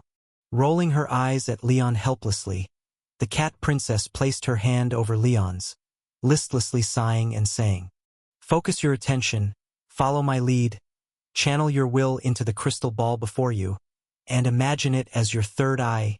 "No, not that eye." The rosy nails softly pressed against Leon's hand back, reminding him to keep his focus.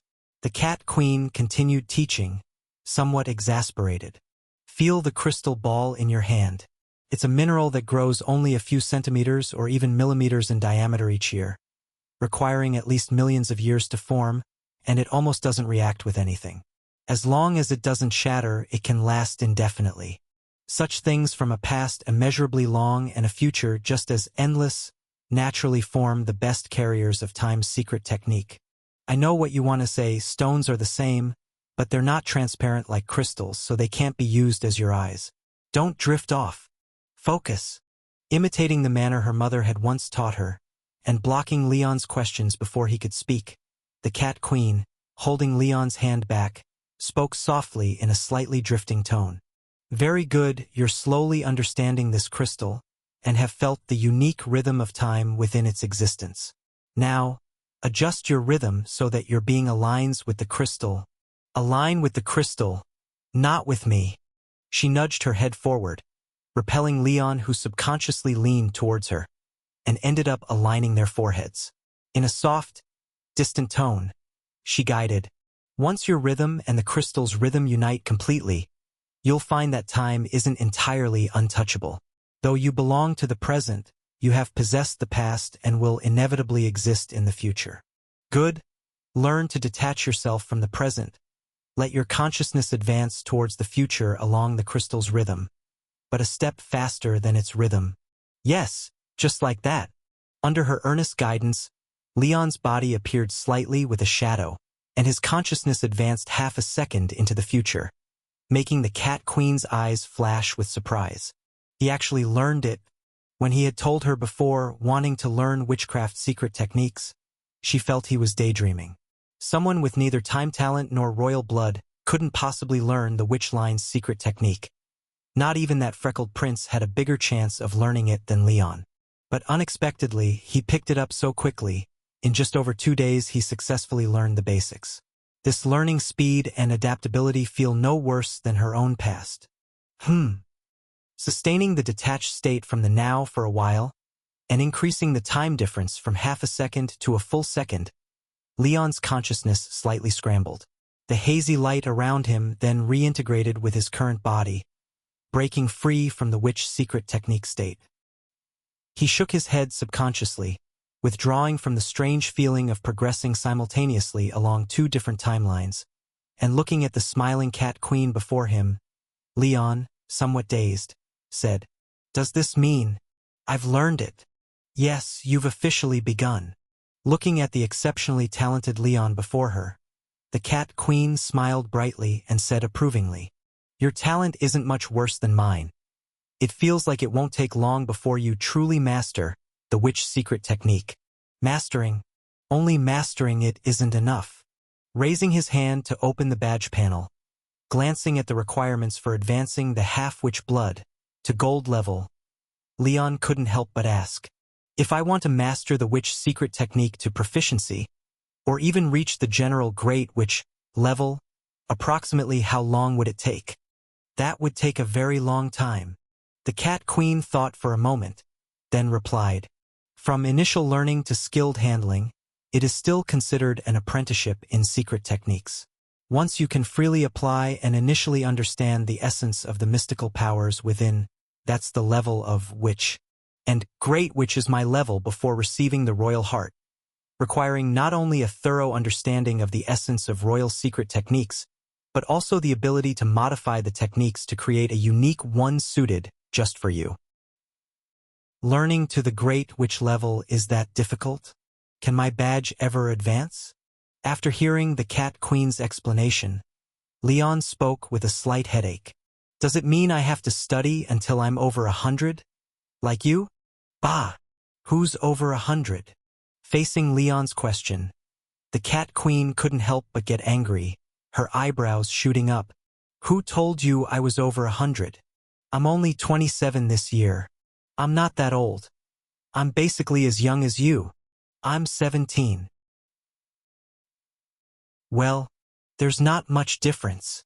Facing the youthful man in front of her, brimming with energy, the Cat Queen couldn't help but turn away, speaking somewhat insecurely. "Though now there's over half difference, but when we're both over 100, there'll only be a 1/10 of difference, so it's not too much." "All right, if you say it's not much, it's not much." When seeking help, Leon was generally agreeable, directly accepting the Cat Queen's not much theory, then somewhat curiously inquired, "Catherine, can I ask a slightly presumptuous question?" "It is indeed a bit presumptuous, but you've already asked me in several different futures." With a hint of helplessness, the Cat Queen nodded and explained, I'm the child my mother bore at 30, but to ensure the royal heart's legacy, my time has been frozen since birth. It started officially moving only after she turned 123. I see.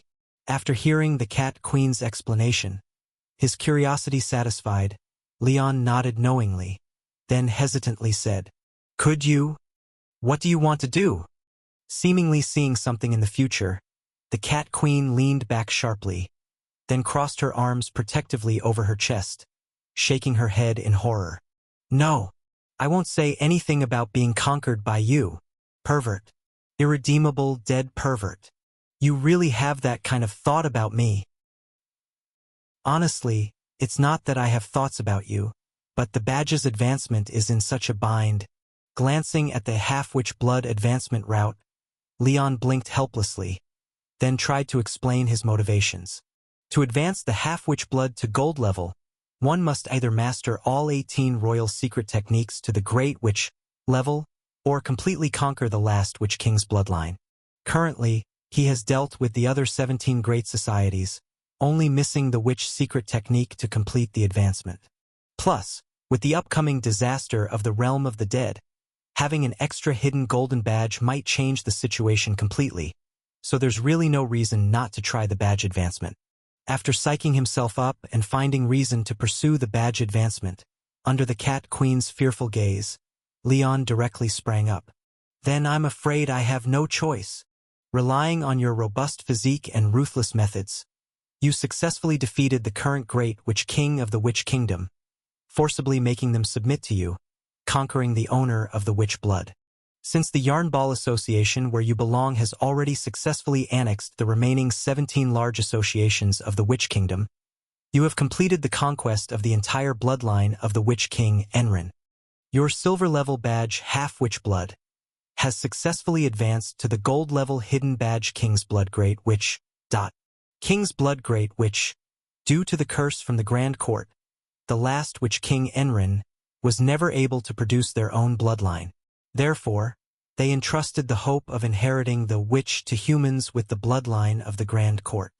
Whenever a human with part of the 10 lineage bloodline of the Grand Court practices any secret technique to a certain extent, they will automatically inherit the bloodline of the Witch King Enrin. Upon mastering all 18 Grand Court secret techniques, they will become the true inheritor of the Witch King Enrin, awakening the Witch King's blood independent of time. Badge effect. Obtain the unique special talent of the last Witch King Enrin. When using time-related anomalous items, secret techniques, powers, or truths, it will no longer consume your own time and lifespan. Advancement route. Completely inherit the heart of the Grand Court and practice all 18 Grand Court secret techniques such as Dance of Descent, Blessing of Nuaw, Identifying Herbs, Star Observation, Spiritual Number Calculation, to the Witch King level, and this badge will automatically advance to the hidden multicolor badge Grand Court Shaman. Hidden trait, no need to wear influenced by the lingering obsession of the Witch King Enrin. After engaging in corresponding activities with your spouse, the probability of conceiving offspring will greatly increase. Using time-related anomalies without consuming lifespan. After reading the effects of King's Blood Great Witch, Leon couldn't help but frown slightly. This effect can't be considered weak. After all, most time-related anomalies, although powerful, are not generally lenient in their cost, often taking 3 to 5 years off your life. If this lifespan consumption could be completely exempted, then it would undoubtedly be a massive enhancement. But what do I do if I don't have any time-related anomalies? With a somewhat helpless sigh, Leon released his grip on the cat's neck, freeing the Cat Queen, who was struggling desperately, and said apologetically, "No need to continue knelting. I'm already done here. Meow meow meow meow meow. I'm not done with you." After angrily shouting at Leon twice, the Cat Queen, who had been forcibly made to bow her head several times, straightened the crown on her head with her paw and then ran away teary-eyed. "Bastard. Pervert. Wretched person. You actually like pressing others' heads to make them kneel. Damn it. Compared to this weird perversion, you might as well be a real pervert. Sorry." Watching Queen Catherine transform into a cat and flee in panic, Leon couldn't help but apologize to her in his heart. The main issue is that over in the realm of the dead, troubles are brewing, and I don't know what's going on with Senior Emma. I wanted to quickly boost my power. If I had known King's Blood Great Witch had this effect, I wouldn't have rushed. On second thought, this badge might not be completely useless. Since I am already a director of the cleanup bureau, I can go rummage through the bureau's storehouse to see if there are any anomalies with severe life reduction but powerful abilities, and try them out to see their effects. It should work. Having obtained the badge that could be grinded, Leon, concerned about Senior Emma and the situation in the realm of the dead, eager to enhance his strength, no longer lingered but instead shouted in the direction where the Cat Queen fled. Your Majesty Catherine, I have something to attend to, so I'm leaving first. Meow meow. Meow meow meow. You go. Hurry and go. Amidst the Cat Queen's anguished meowing, Leon stood up and left the Cat Queen's room, and after he walked out the door, the Cat Queen reappeared from inside, jumped onto the windowsill, holding the curtain, and watched his back. After a while, she couldn't help but meow angrily. I'm truly indebted to you.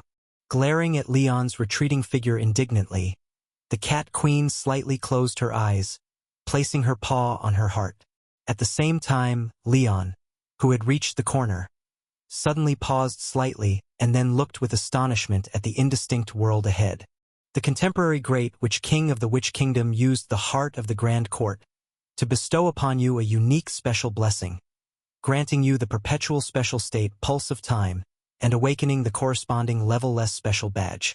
Pulse of Time, originating from the special protection of the heart of the Grand Court. When your attention is highly focused, your heart will exhibit a peculiar contraction slightly ahead of the current time, granting you corresponding special abilities before the contraction ends. Badge Effect. When the Pulse of Time appears, you will gain a temporary ability to glimpse into the future around you.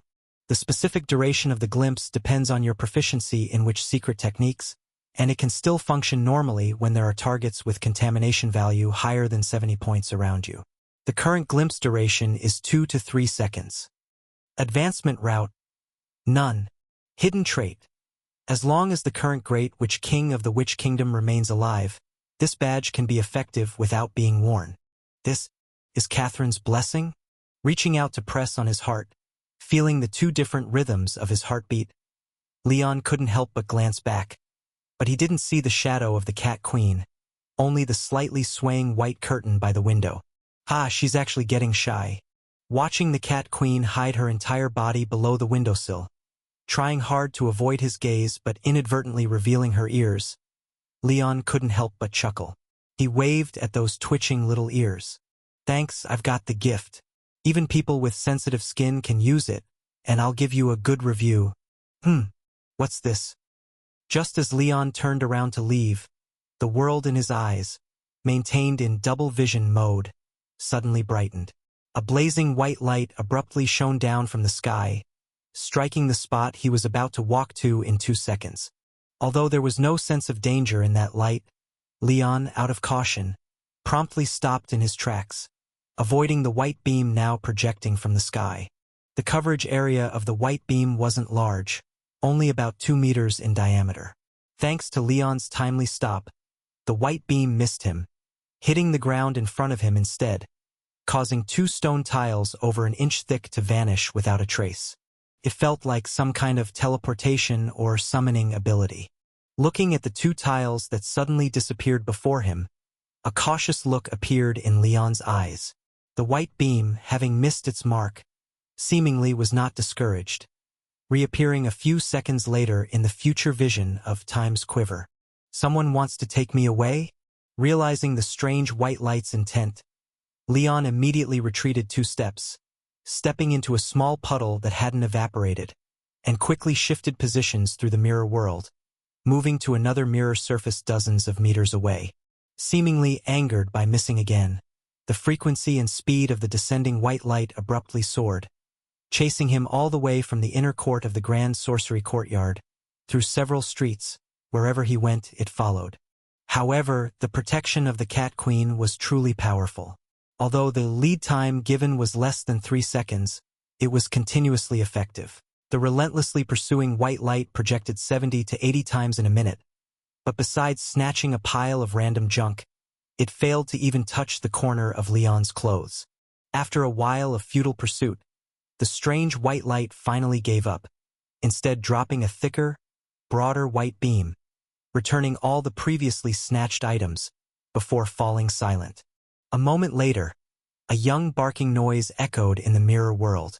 A small mirror being clutched in its mouth peeked out of Leon's cufflink. "Leon, it's me looking for you."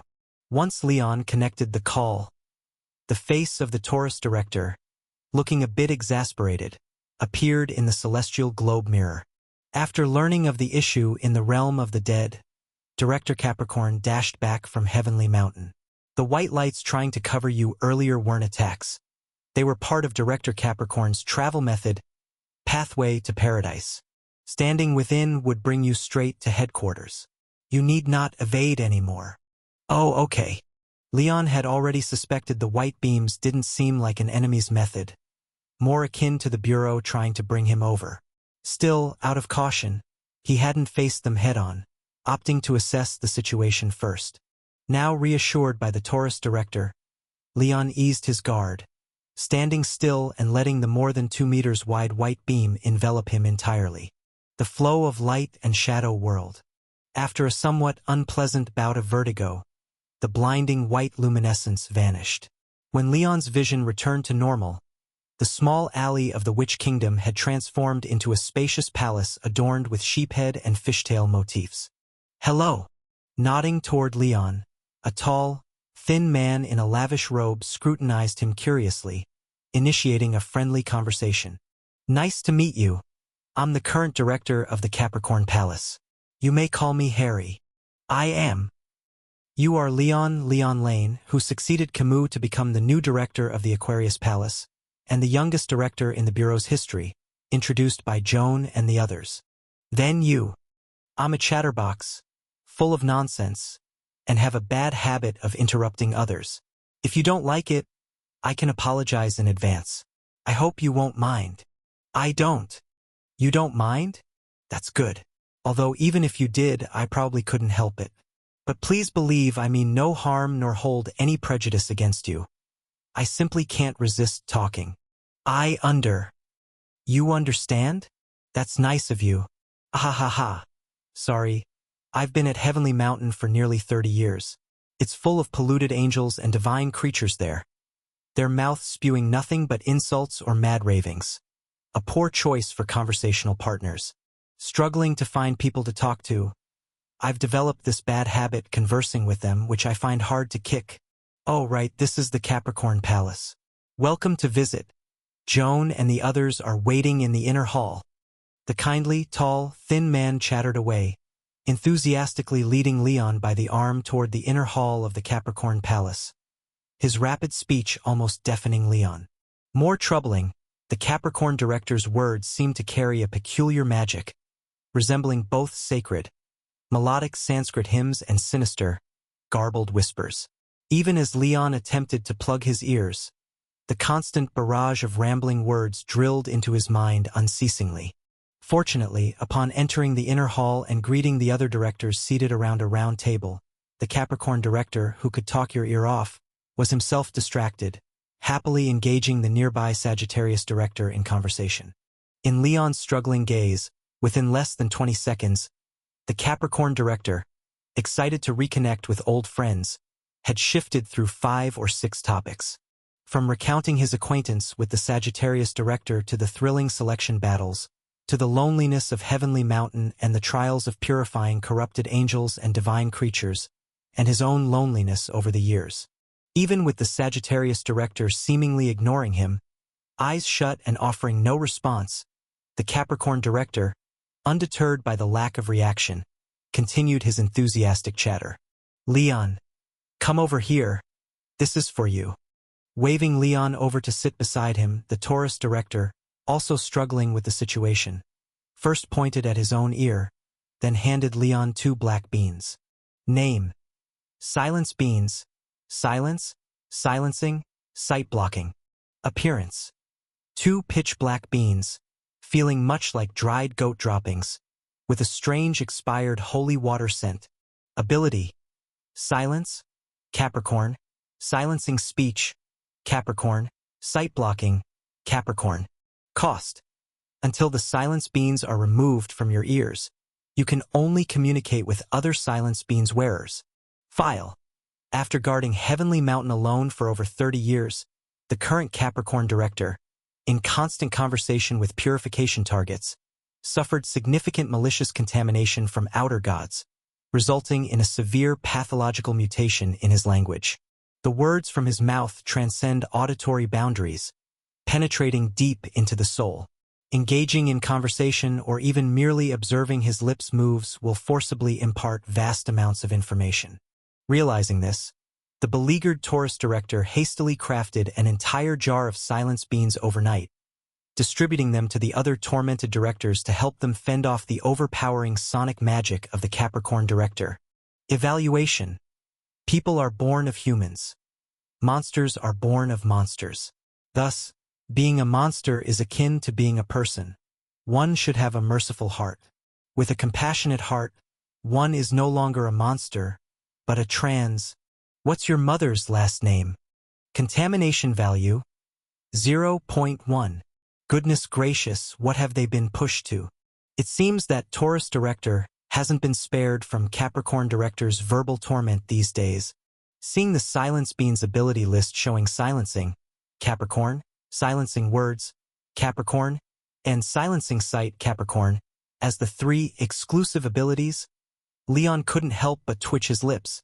He then hurriedly picked up a bean and stuffed it into his ear. Swoosh! The sky was high and clear, and the day was bright and moonlight clear. As soon as the silence bean, resembling a sheep's dung pellet, successfully settled in place, the entire world suddenly became much more beautiful. The demon sounds that continually assaulted his soul through his ears were instantly eradicated from the world, returning everything to peace. The more marvelous part was that not only was the brain-penetrating demonic sound excluded, but even the person creating the sound was appropriately excluded, completely losing their power to disturb others. In Leon's view now, Capricorn director was entirely blurred into a massive mosaic. Apart from the lips still working up and down, not even the outline was clear, and if he strengthened the output, he could make them disappear entirely from view. No wonder Sagittarius director could disregard Capricorn director. It seems he turned the screening effect to the max, directly screening out the whole Capricorn director. Exchanging a knowing glance with Sagittarius director, Leon looked at Capricorn's mosaic lips twitching like a bee's, then wisely chose to trust the judgment of the senior, turning his screening level to the max to bring the whole world to utter silence. Wow, couldn't you at least leave a shadow? Seeing Leon exchange smiles and seemingly reach a tacit understanding with the other directors, Taurus director, who understood what they did, couldn't help but shake his head with resignation and then took the initiative to speak. Now that everyone who could come back is here, let's start. Following Taurus director's announcement, the round table the directors were seated at lit up, and in front of each person appeared a small section of dazzling golden star point patterns. Under the golden sun shadow in the center, it emitted an aurora-like splendid golden halo.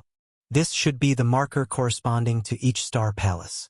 After glancing at the golden pattern of the Aquarius card dung ball in front of him, Leon couldn't help but scrutinize the patterns in front of the others, revealing a rather hard-to-maintain expression. Pisces chasing dung balls, Lion rolling dung balls, Taurus pushing dung balls, Sagittarius shooting dung balls, Capricorn of sheep head fish body hugging dung balls, and a sacred scarab with 2 giant crab pincers. Speaking of which, not seeing these marks, I almost forgot the Bureau's emblem is a dung-pushing sacred scarab. Though according to the red-haired director's words, it symbolically means that the cleanup bureau, like the sacred scarab, cleans things causing pollution and gains nourishment and power from those things. It sounds reasonable enough. But these star palace patterns with dung balls are just a bit too abstract. Wait a minute, there are only 6 people around the table. Why are there 7 star palace patterns lighting up? As the marks lit up one after another, others seemed to notice something wrong and all looked at the lit lion palace pattern, which after a flicker emitted a bold, deep male voice. Ah! Why the hell are you running? Come back. Fight me. As the voice ended, the lion mark swiftly dimmed, sporadically emitting a few excited raucous laughs and joyful roars, along with a series of unknown creatures' whimpers and wails. It's nothing. Laos is guarding the unordered fourfold realm. The rules there were shattered by the third-generation director and don't completely sync with reality. It probably just connected to us while fighting, no need to mind it. Waving his hand to show it needn't be dealt with, Taurus director looked around the seats, feeling a bit sentimental. It's really rare. It's been a long time since we've gathered more than 6 directors. The last time we gathered so many people was… Here, she seemed to remember something, reluctantly glanced at Leon, and then proactively switched the topic, asking warmly, Leon, since this is your first board meeting, if you have any questions, feel free to ask now. We will try our best to explain. Thank you. Nodding to Taurus director, who always took great care of him, Leon looked at the 13 chairs beside the round table and curiously asked, Lord Taurus, do these 13 chairs we are sitting in represent the positions of the 12 directors and the director? Not entirely. Responding to Leon's question, Taurus director shook his head, the expression slightly complex. There are actually 13 director positions in the Bureau. The Ophiuchus Directors Association with Solar Shade is only half of the other directors, and it is concurrently held by the Zodiac Bureau Chief of the Ophiuchus Sub-Bureau. So the 13th chair isn't for the director but belongs to the Ophiuchus director. But later some things happened. Ophiuchus Sub-Bureau, along with the entire East Carlawan Kingdom, was destroyed, and just like the Gemini Sub-Bureau, the Ophiuchus Sub-Bureau almost entirely disappeared without a replacement yet. Additionally, the abnormal metamorphosis secret technique of Ophiuchus Palace is rather peculiar, requiring a special talent to merge with the abnormality to learn it, making candidates extremely hard to find, so the director position was left vacant too. Ophiuchus director. Ophiuchus eroded nation, slaughter blood hair? Seeing the somewhat saddened expression of Taurus director, Leon immediately understood why she hesitated before. It seems that the last gathering of 6 directors was when the Bureau's chief turned 13 ant nests into 12 ant nests. Noticing the lowered mood of Taurus director and the similarly silent other directors, realizing they didn't want to discuss this matter, Leon thought and then proactively changed the subject. What about the director? Without a chair for him, does the director not participate in board meetings? No, the director, if present, will also join the meeting. Hearing Leon's question, Taurus director couldn't help shaking her head lightly, then raised her hand to point at the solar shadow in the center of the table, answering, This table is made according to the zodiac layout. The director has the authority to mobilize the complete solar shade, so he is regarded as the sun itself, and his position is at the center of the solar shadow. The center of the solar shadow.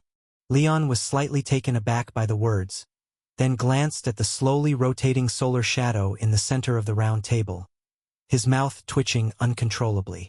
Isn't that just sitting on the table? So when you have meetings, you all sit around the circle, and the chief director just lies in the middle of the table listening to you chat? If the table had some food served and each of you held a pair of chopsticks with a soy sauce dish, this scene would never pass the review. Just as Leon was feeling helpless to complain, the lion pattern opposite him timely flickered, emitting the lion director's generous and grand evaluation. Ha! Dip it joyfully. Stop fiddling around and eat some proper food. Leon, who had been thoroughly shocked, nodded silently, indicating he didn't want to ask any more questions. Meanwhile, after a moment of silence, the Taurus director looked up at the Sagittarius director across from him. Let's talk about the realm of the dead first. How are the negotiations going with Grandma Crow-Eye and the others? I wasn't very clear originally, but these past couple of days, I've started to see a bit of progress. The Sagittarius director glanced in Leon's direction, then responded. Among the 14 self-aware overlords of the dead realm, only 4 have clearly sided with the Slaughter King Association. They are the Mountain Patrol Woman, the river-digging Yellow Millipede, the Wailing Puppet, and the Embodied Doe, who is confirmed to be an official member of the Slaughter King Association. Apart from those 4, The remaining 10 overlords are divided into 2 factions. Among them, the elder holding the lantern, who manages the dark planes of observing life, and the first deceased, who created the no-return path, belong to a confirmed neutral faction. They have no interest in the present world and do not intend to wage war with us. However, the 8 others, represented by Grandma Crow-Eye, who manages the Nest of Crows of Death report, are considered the ambiguous faction. Although they don't clearly wish to be our enemies, they secretly maintain ties with the Slaughter King Association. It's uncertain what their intentions are. So there are 4 confirmed turncoats, 2 likely onlookers, and a full 8 ambiguous villagers, right? Following the Sagittarius director's response and briefly summarizing the situation in the realm of the dead, Leon did not immediately speak. Instead, he analyzed the current situation based on his understanding while attentively listening to the other director's statements. In my opinion, Grandma Crow-Eye and that so-called ambiguous faction actually just don't have the confidence to make a move. The cancer director was the first to speak, habitually rubbing his round belly. With a prosperous look, he shook his shiny, bald head and cheerfully analyzed. She and the concealing master who manages the funeral corridor and the death master who controls the spirit stepping square aren't as restless as the embodied doe, but they've attempted to cross the life and death boundary more than once or twice. They simply lack the confidence to deal with our full retaliation. After the embodied doe dragged away the kingship of the Thousand Sails maritime country, do you think they would still want to negotiate? If Leon hadn't acted swiftly and decisively, wiping out half of the Slaughter King Association's power, to intimidate those few guys, there probably wouldn't even be an ambiguous faction. Confirmed, the cancer director, although not in favor of waging war with the dead realm now, remains a member of the iron-blooded faction within the council. More than that, I'm more concerned about what will happen to those kids taken from the king's ship. As Leon silently noted the cancer director's stance, the Taurus director clenched his hand nervously, anxiously asking, "Sagittarius, did Grandma Crow-Eye and the others mention the whereabouts of the cleaners who were taken? When are they planning to return them?" I asked, but their response was vague, and their attitude wasn't great. Clearly irritated by this issue, the Sagittarius director's expression turned cold as he explained with indifference. According to Grandma Crow-Eye and the others, not siding with the embodied doe and the rest due to being fellow overlords is already doing us a favor. In this matter, we owe them. They have extended a favor to us without any obligation to get the people back. If we want to rescue those cleaners, we must offer corresponding conditions in exchange. Upon hearing the Sagittarius director's retelling, the director's expression soured. In his youthful state, the Pisces director sighed and frowned, saying, "The council indeed lacks manpower right now, and they must have realized this. Sagittarius, could you elaborate on Grandma Crow-Eye and the others' conditions? If reasonable, we might as well agree for now and focus on rescuing the captured ones. They have many conditions, but most are negotiable. The main issues are 3 non-negotiable ones." The Sagittarius director pondered for a moment before speaking. First is the matter of not pursuing accountability afterward. According to them, the overlords of the dead realm advance and retreat together. If the mountain patrol woman and the others release our people, we must act as if the incident with the Thousand Sails maritime country never happened and not trouble the embodied doe and the others afterward. Is this a verbal promise? Or do we need to? We have to sign a contract. The Sagittarius director closed his eyes and continued. We need 3 people to go to the Annihilation Tablet C, under the jurisdiction of the Craftsman of Names, to select a tablet and engrave our names and this promise on it. The promise remains valid until we forget our names after death. Annihilation Tablet C?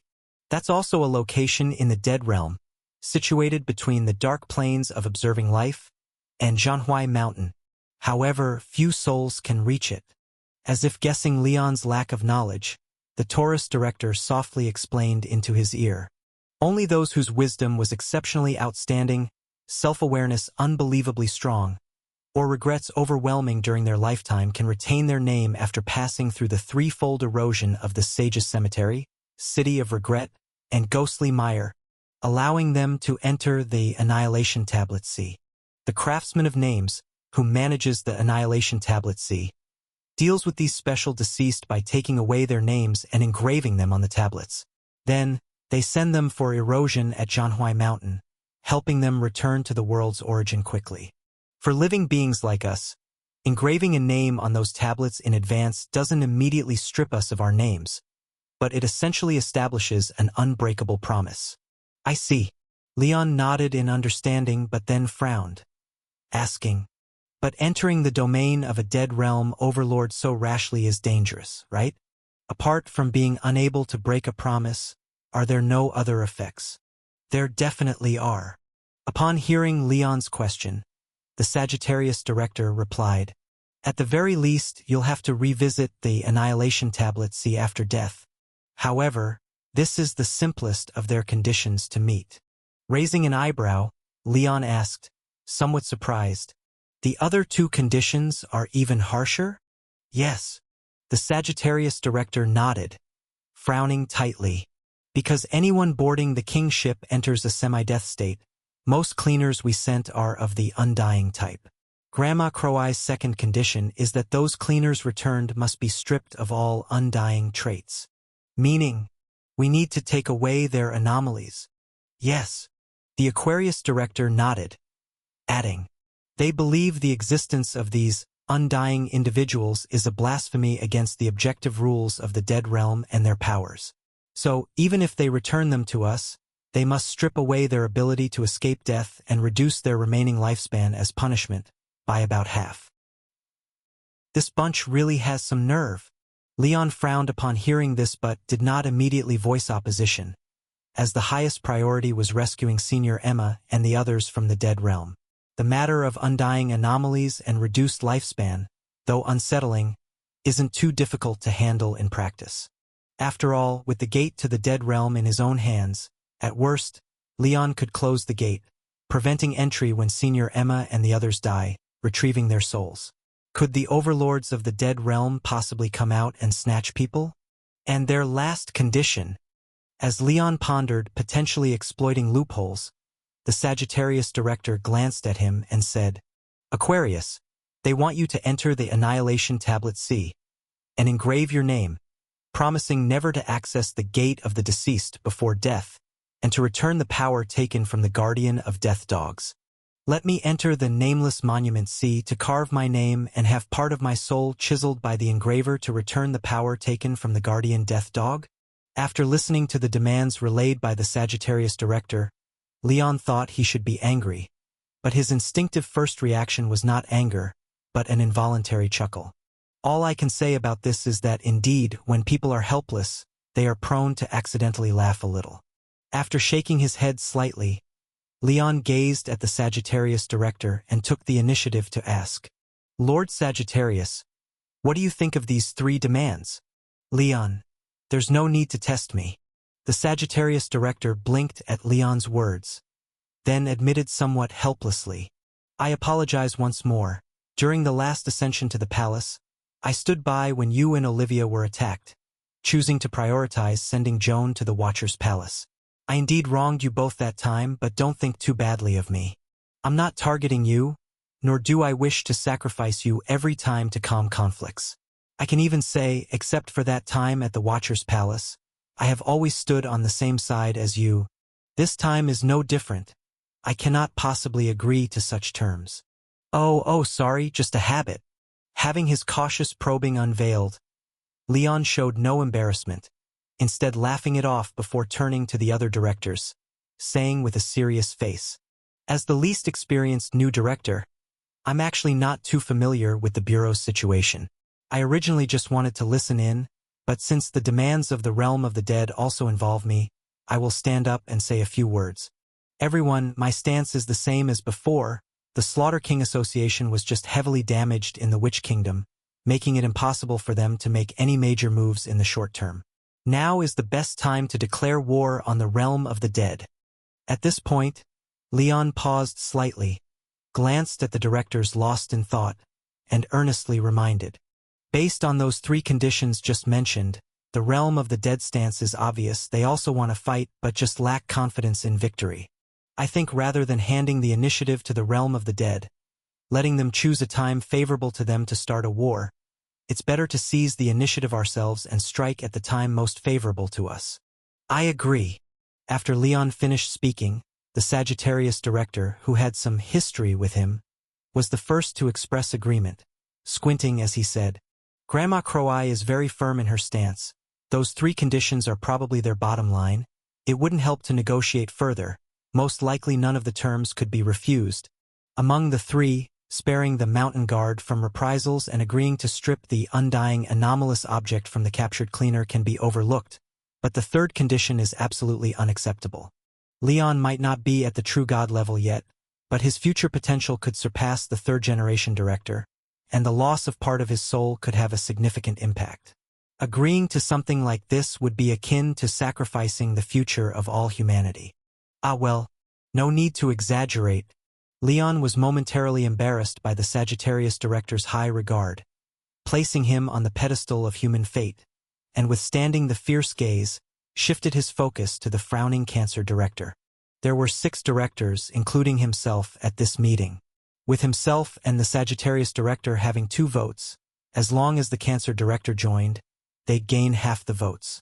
But surprisingly to Leon, the Cancer director, known for his hardline stance, didn't support declaring war. Instead, he covered his crab emblem, shaking his head to show opposition. Sorry, though I acknowledge your points, I still believe now isn't the right time to wage war with the realm of the dead. Catching Leon's puzzled look, the Cancer director sighed before explaining. It's mainly a manpower issue. Joan's soul is unstable post-ascension, unable to fully sync with her body. The Sagittarius's physical form was destroyed by the former Aquarius director and just replenished recently. As for me, my lifespan is running short. As Soul's homeland and end of lifelines, the realm of the dead specializes in dealing with those like us, with soul fractures and remaining short lifespans. Against ordinary true god-level overlords of the dead realm like Concealing Master, the 3 of us can manage, but Mountain Guard and Faceless Man, the pole god-level overlords, are our nemeses, and it's challenging even to ensure non-destruction.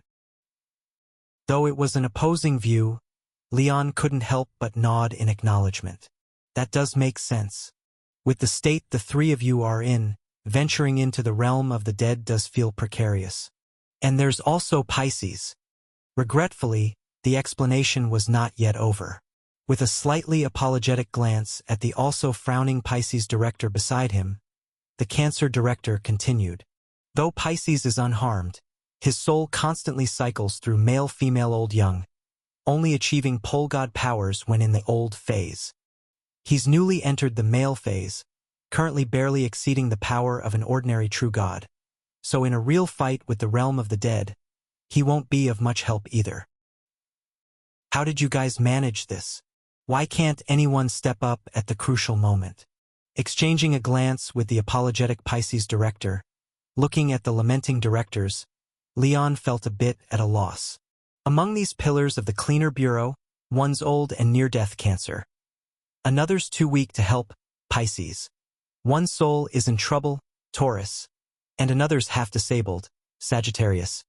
It's a complete array of the elderly, weak, sick, and disabled.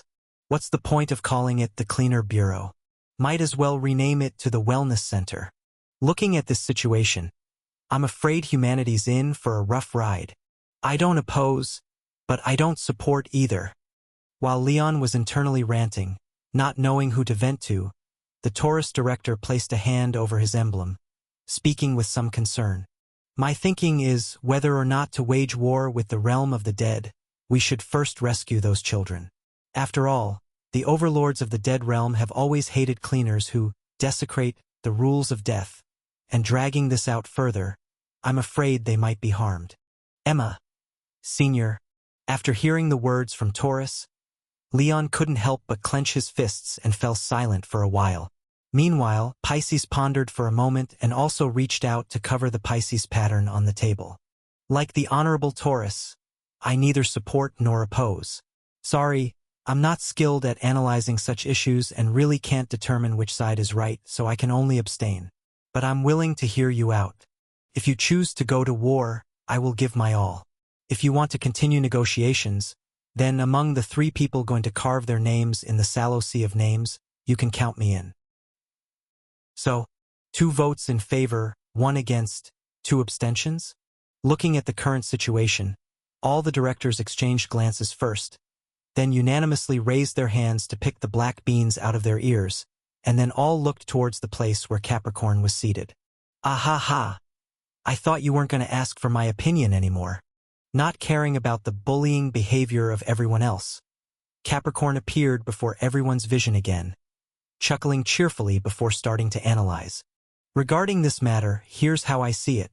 It is indeed the best choice to fight now, since an early battle is better than a late one. However, given our current state, not fighting is a more prudent option, but we must also consider other plans that the realm of the dead might have. Boo-hoo! I was too careless. Under Capricorn's penetrating voice, the archer director, who was closest, was affected first. His square face turned slightly blue, and he hurriedly shivered and stuffed the bean back into his ear. And as the other directors also reacted, they quickly followed suit, stuffing the life-saving silence beans back into their ears and increasing the shielding to the maximum, then fixed their gaze on the round table in front of Capricorn. After more than 10 minutes passed, under the gaze of the 5 other directors, the goat-headed fish-shaped Capricorn pattern on the round table became slightly blurred, as if obscured by something. This allowed everyone to understand Capricorn's stance. Against. 2 in favor, 2 against, 2 abstaining. Faced with this perplexing voting result, Leon was also momentarily at a loss for words. If there was a queen of the dead in Realm of the Dead that could trigger the man behind the queen, then he could replicate his operations in the Northern Kingdom, directly initiating continent-scale forceful reshuffling. But among the overlords of the dead realm who could be considered kings, it seemed there were only Grandma Crow-Eye and the mountain patrol lady who were female, and both were clearly adversarial. There was no way they would let him embrace the medallion, rendering his strongest trump card useless. And the analysis by the Cancer director was quite reasonable too. The current situation of the Clearance Bureau indeed was not very good, capable of defense but severely lacking aggression. Forcing a battle with the dead realm while dragging these old and frail would be staking all of humanity's safety on a gamble. Wait, suddenly recalling something, Leon reached into his cuff, pulling out the soul-binding banner, a rope with 24 true god souls strung on it. These are spoils I seized in the Witch Kingdom. He vigorously shook the rope, straightening the line of howling and cursing true gods, tied one end of the rope to a table leg, and continued to pull things out. Here are the bodies of the slain true gods, shrouds soaked with divine blood, the execution sites, stakes, carpets, platforms, pulling out 39 bloodied mummies, stacking them on the conference table. Leon continued taking things out from the mirror world. Amid the increasingly hard-to-maintain expressions of the other directors, he turned to Taurus and asked, "Honorable Taurus, can you forge a specialized anomaly weapon with these materials to deal with the overlords of the dead realm?" "Ha! If it's not enough, you can add this too." Grabbing the back of a 3-headed black dog's neck, Leon dragged it out from the mirror world. Having swallowed the narration of non-existence, Leon tentatively asked, "Though I punched its physical form to death, it also technically died on an execution platform. If we barely scrape it together, it should all fit into one set. Do you think these materials can be used?" "They definitely can. These can absolutely be used." Looking at the blood-drenched round table, then at the true god souls tied to the chair leg and the heap of divinity-drenched materials on the floor, Taurus' breathing instantly grew heavy. No matter how much money you have stored in a bank, it's only a string of digits you can write in seconds. But if you convert all that money into cash, it could pile up into a mountain of wealth that makes your spine tingle from head to toe. The feeling Taurus had now was somewhat similar. Even though she knew Leon was extremely wealthy, seeing this heap of historically rich materials before her left her so excited she was temporarily speechless. Anyone who achieves success in the secret techniques of Taurus can't lack a love for the anomaly forge. As her emotions soared, Taurus clenched her fist 3 times before restraining herself from rolling onto the materials, quivering and reminded, "You, Leon, you need to be sure. These are enough to forge an anomaly weapon with a single-digit code, allowing you to gain power comparable to or even exceeding a standard pillar god instantly. But if specialized against the overlords of the Dead Realm, then it might only... It's all right, feel free to use them. Leon smiled at her words, handing over the case with the sniper rifle inside, and confidently stated, "No material is more precious than people. If it can solve the current problem, then these things are worth it, and since I was able to acquire them once, I can certainly get them a second time. I'll just get more after using them up." "You wish, you dumb bastard." Through the bloated belly of the three-headed black dog, hearing Leon's words, the narration of non-existence inside felt a harsh fire suddenly flaring from its heart, burning all the way through its skull. "Once used, you'll get more. You cleared out over 2/5 of the Slaughter King Association. Where else do you think you'll get more? Damn it. Just wait. Let me curse him at least once. Damn it." Unaware of the resentment from the narration of non-existence, after putting away the three-headed black dog containing it, along with the other materials Leon brought out, Taurus, filled with mixed emotions, said, "Leon, I really don't know what to say. With the stuff you brought out, we may very well be able to resolve everything in one decisive move without further negotiations with those overlords of the Dead Realm." "No more negotiations?" Leon pondered for a moment hearing this, then looked at Taurus and said, "Actually, I think we can continue negotiations with the overlords of the Dead Realm." "Huh. I mean, find a suitable venue, invite those overlords of the Dead Realm over to talk, and then..." At this point, Leon paused slightly, then suddenly lifted his right hand and brought it down in a chopping gesture, making a decisive slicing motion, eyes gleaming fiercely, and suggested, "Let's set an ambush first. Take down a few overlords of the Dead Realm, and dealing with the rest will be much easier." "What's wrong? Did I say something incorrect?" Looking at the strange looks from the other directors, Leon couldn't help but ask in surprise. "It's already a life-and-death situation. Are you guys still trying to be honorable with them?" Faced with Leon's surprised inquiry, the directors exchanged glances and then fell into a brief silence. That makes sense. After all, they're already mortal enemies, so there's really no need for honor.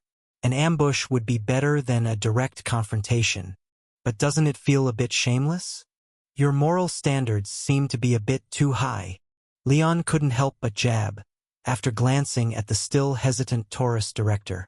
It was the realm of the dead that violated the agreement first. The overlords of the Dead Realm broke the past accord by suddenly pulling away the king's ship of the Thousand Sails maritime country. So it's quite normal for us to ambush them in return, isn't it? But the ones who actually made a move were only those under the Incarnate Doe. The Pisces director hesitantly reminded. The others, represented by Grandma Crow-Eye, although making some signs, did not directly act. In theory, the agreement between us and them hasn't truly been broken, so does this agreement have any coercive power? Is there a penalty for breaking it? When the agreement was established, the realm of the dead couldn't beat us, and we couldn't touch the overlords of the Dead Realm, so mainly it was a verbal agreement. Then it doesn't matter at all. Hearing this, Leon laughed. An agreement that imposes no costs for breaking it is a piece of paper only good for wiping one's behind. Of course, if they abide by it, it wouldn't be good for us to break it. But since they've already made the first move, there's no need for us to talk about integrity. As for Grandma Crow-Eye and the overlords of the Dead Realm not violating the agreement, when the Incarnate Doe acted, didn't they also not stop it? At this point, Leon paused slightly, then turned to the Sagittarius director, who seemed contemplative, and continued with narrowed eyes. "Moreover, in the terms they proposed to Mr. Sagittarius, they require us not to hold those under the Incarnate Doe accountable. This clearly shows they want to advance and retreat together. So my view is that since they're not prepared to sever ties with those who broke the agreement, it means they endorse the actions of the Incarnate Doe. To talk about integrity with such irreconcilable enemies is undoubtedly a very unnecessary act." "Pedantic, is it? You want to say we're pedantic, don't you?" Faced with Leon's nearly blurted-out judgment, the Taurus director glared at him, then couldn't help but sigh and nodded with a bitter smile. Maybe I am being a bit pedantic. I have no objections to this plan to ambush the overlords of the Dead Realm, but I still hope we can prioritize rescuing the captured children. Regarding this issue, we can definitely exchange hostages. Leon, who had already planned for this, said, "In fact, I had considered this before. Our biggest disadvantage in facing the realm of the dead now is that they have our people while we have none of theirs. So if we ambush the Dead Realm overlords who come to negotiate, and catch a few of them in the process, then whether we choose to fight or negotiate afterwards, we'll be much more composed, not as passive as we are now." Not bad, not bad. Hearing Leon's words, the oily round face of the Cancer director lit up with a greasy smile full of good fortune. He first patted his own round belly, then raised his arm with a cheery laugh. "I want to change my vote in favor of taking action against the realm of the dead. I've long been displeased with those Dead Realm overlords. Previously, I opposed it because the cost was too high and fighting would not be worth it, but I am satisfied with Aquarius's ambush plan." "I agree too." The Pisces director touched the Pisces pattern in front of him until it lit up, then smiled at Leon.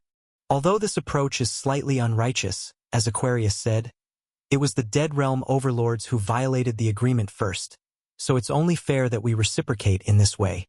So it's unanimously passed."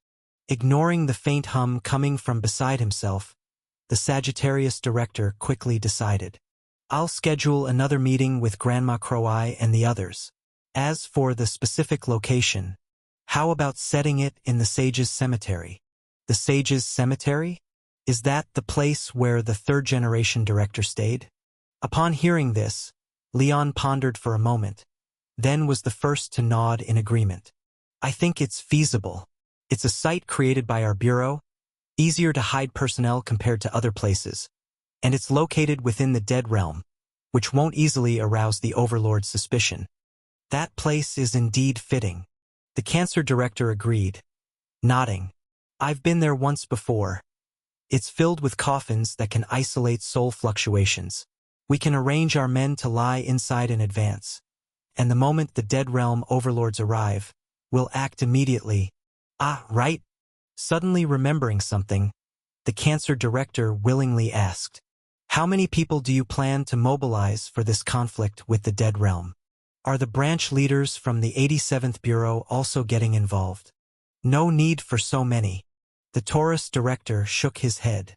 Although due to the previous agreement, the Dead Realm overlords haven't infiltrated much into our world, it's not that they have no way of receiving information. If a large-scale mobilization occurs, they might notice.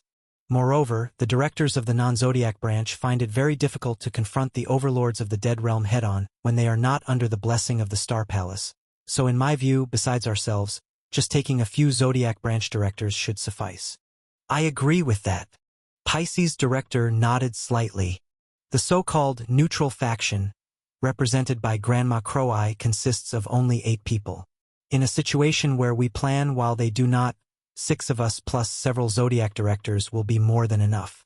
As for the specific personnel, after wrinkling his brow in thought, the Pisces director suggested Aries, Scorpio, Taurus, Sagittarius, Capricorn, Libra, and Aquarius. For now, these 7. What do you all think? Very reasonable. After thinking for a moment, the Sagittarius director nodded. The Gemini branch is currently vacant. Olivia needs to guard the 12 ant nests. Beverly from the Lion Subbureau has other assignments. Cancer and Pisces are still recuperating from injuries. Those 7 are indeed the most suitable choices. 7 Zodiac directors, plus 6 directors? After hearing the Sagittarius director's words, Leon considered the current situation and couldn't help but nod in agreement. His own director had mentioned before that the directors of major branches like Aries, Libra, etc. were extremely formidable, boasting nearly godlike abilities. Adding in the Capricorn director, who can independently guard the heavenly mountain, the current lineup was already very strong. Even with someone like Edward, who makes up the numbers, even if he falls short, aren't there still 12 formidable figures? 12 against 8. the advantage is clearly ours. Since everyone agrees, let's settle it this way. After glancing at the pattern on the table in front of the Capricorn director and confirming he had no objections, the Taurus director spoke up and decided. The location is set for the Sage's Cemetery, with personnel limited to the 6 of us plus 7 Zodiac Bureau directors. As for the specific time, tentatively 10 days later seems appropriate. 10 days. Upon hearing this, Leon frowned and said, "Can't it be sooner?" "It really can't be sooner. 10 days is already the shortest time." After fondling the true God Slayer sniper that Leon handed over, the Taurus director regretfully said, "The batch of materials you've brought is a bit too good, and my current condition is truly not great, with my soul and body not fully synchronized. If it were just about handling the physical bodies of these true gods, it would be fine, but there are still 24 souls of true gods, as well as 1 complete pillar god remaining. In my current state, it's difficult for me to manage, so I have to ask the 3rd generation Lord for help.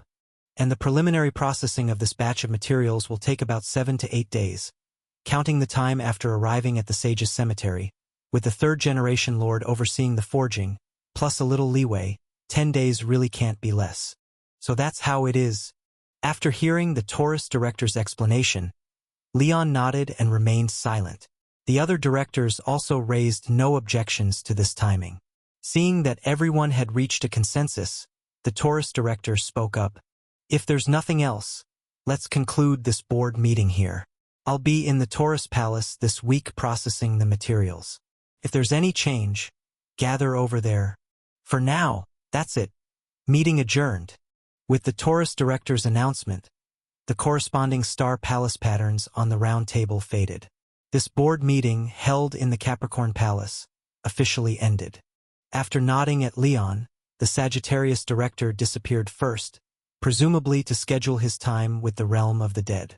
The Taurus director, after smiling at Leon, collected all the materials scattered on the table and floor and quickly left the Capricorn Palace's inner hall. The Cancer and Pisces directors also nodded towards Leon before leaving. When Leon got up from his chair and followed the Pisces director out of the inner hall of the Capricorn Palace, he found the surrounding world eerily silent, not even hearing his footsteps. Only then did he remember he still had the beans Taurus director gave him in his ears. When Leon reached up to remove the 2 silence beans, restoring his normal senses, he discovered a thin male face staring at him intently from less than a foot away, with his eyes sparkling. "What the hell? What are you doing?" Don't worry. I'm not doing anything, just looking at you." Seeing Leon jump in surprise and step back several paces, the tall and skinny Capricorn director smiled and said eagerly, "Aquarius, I heard that during the selection process, you simultaneously received recognition from 5-star palaces? And you also learned all the secret techniques at once. There's indeed such a thing." Hearing this, Leon's expression changed as if he understood the reason he was being sought, so he nodded to admit it, then tentatively asked back, "Capricorn, so you're looking for me because you want. I want to purify you using the Capricorn Palace's secret technique. As expected, he wants to teach me the Capricorn Palace's purification SE. Huh?" Blinking in surprise, Leon asked, bewildered, "What did you say?" "I said you've accumulated too much filth on your body. I want to use the Capricorn Palace's abnormal purification secret technique on you." Pointing with his hand in the direction of the Taurus Palace, the Capricorn director explained with a smile, "You've become a cleaner and started encountering anomalies for too short a time, but you've killed quite a few true gods. You're not yet at the true god level yourself and are not sensitive to various divine powers. So I'm worried that the true gods you've dealt with might have left hidden curses and markings on you. Aquarius, although your number of simultaneous true god kills nearly broke the Bureau's record, you can't really think true gods are merely like that. Almost every true god has unique means. Even though you may not feel it now, that's because your condition is stable enough and you haven't stepped into their domain. If you accidentally step into their domain while in a vulnerable state, these true gods' curses and markings might erupt. Moreover, you've been in contact with too many negative true god powers before reaching the true god level yourself, which might impact you, causing changes in your personality and abilities, so I hope to help you purify a bit. What a scare. Turns out it's this kind of purification. Although the badge system didn't provide any curse notifications, understanding that the system might not cover everything, Leon accepted the Capricorn Director's goodwill, standing and waiting for the Capricorn Director's purification secret technique. After Leon secured all his affected anomalies and stood firm in the outer hall of the Capricorn Palace, the Capricorn Director extended a hand glowing with faint white light and gently waved it across Leon's face from a fist's distance away. Sizzle! A sizzling sound like butter in a skillet rang out, and under Leon's somewhat surprised gaze, wisps of dark gold smoke seeped from his temple, dissipating under the white glow of the abnormal purification secret technique. This seems to be a mark from the goddess of wealth. After examining the golden coin pattern on Leon's forehead, which only he could see, the Capricorn Director rubbed his chin and said, "However, it's not really a curse but merely a tracker. If you approach her, she'll be able to sense your position in advance. Just as I suspected, you've got quite a bit of this sort of stuff on you. Let's see." Walking toward the main hall, retrieving a large mirror, the Capricorn Director ran a hand around the mirror's edge, then set the over-meter-high mirror in front of Leon, slapping it hard on the surface. Buzz! With an odd hum, the pale glow of the abnormal purification secret technique flowed from the Capricorn Director's hand, rapidly enveloping the entire mirror. When the glow faded, the reflection of Leon in the mirror wavered, and then as if splashed with paint, his entire body displayed large patches of multicolored patterns and spots. What the hell? Why so many? Looking at the mirror depicting him as a little colorful character, Leon's mouth twitched before he looked to the Capricorn Director and asked, "Are these all marks left on me by those true gods?" Not exactly all of them." Observing the multicolored Leon in the mirror, the Capricorn Director's smile faltered. Then his expression turned somewhat awkward as he said, "Strictly speaking, although they have some tracking effect, they are actually Source God's language." Source God's language? It's a distinct form of communication among true gods, usually only visible to those who have entered the Source God platform and possess powers. But I've researched a bit. After explaining what Source God's language is, the Capricorn Director pointed to the pink bubbles on Leon's arm, translating, "For instance, this should have been left by a true god of the dream realm, and it means, 'What the hell is this thing, emerging from that toilet in the demonic soul abyss and gnawing through my palace?' And this one was likely left by the god of forging." Says, well, I won't read the exact content, but the gist is that it hopes to establish some overly friendly relationships with your female elders. This one is probably a mark left by the guarding deathhound, and a direct translation would be woof woof, but I happen to know a little dog language. It's probably saying, "Damn!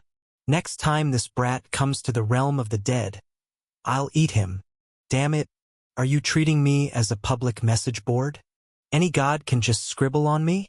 The dog language translated by Capricorn was quite shocking. Leon, who had no interest in becoming a forum for wild true gods, hurriedly asked, "Lord Capricorn, can you purify all these things off me?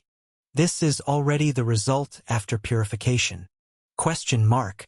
You know, the Source God platform is a place that imprints powers onto the world. So the Source God's language is like words written directly onto the world itself, which makes it hard to erase. Generally speaking, either the corresponding power collapses completely, or you die and jump off the cliff of the end in the realm of the dead to return to the world's origin. Otherwise, this stuff will always be there. Capricorn shrugged and said, "These two essential things aren't something that the abnormal purification secret technique of Capricorn Palace can do much about. I can only help remove the curse and tracking marks, but as for the stuff true gods wrote on you, there's nothing I can do." Faced with Capricorn's helpless look, Leon couldn't help but twitch his mouth. "So when I directly combat true gods, as soon as they activate their powers, they can see the colorful messages on me? The style of this is just too damn abstract, isn't it? Actually, you might want to think positively. This doesn't necessarily have to be a bad thing." With Leon's somewhat awkward expression, Capricorn grinned and said, Apart from those rather amusing messages, most of the source god's language on you consists of warnings and reminders, telling other true gods to run immediately upon seeing you, and not to have any illusions. From what I understand of true gods, except for those individuals whose powers have been polluted and have lost their sanity, most true gods will probably tremble inside upon seeing you now, making it hard to perform to their full capabilities. Some particularly cautious true gods might even follow the advice and turn tail immediately. It seems that without stacking 10 or 8 together, ordinary true gods might already be afraid to take action against you. Running away upon seeing me, significantly weakened powers, not daring to take action without gathering 10 or 8. Isn't this the ability of the slaughterer of the gods?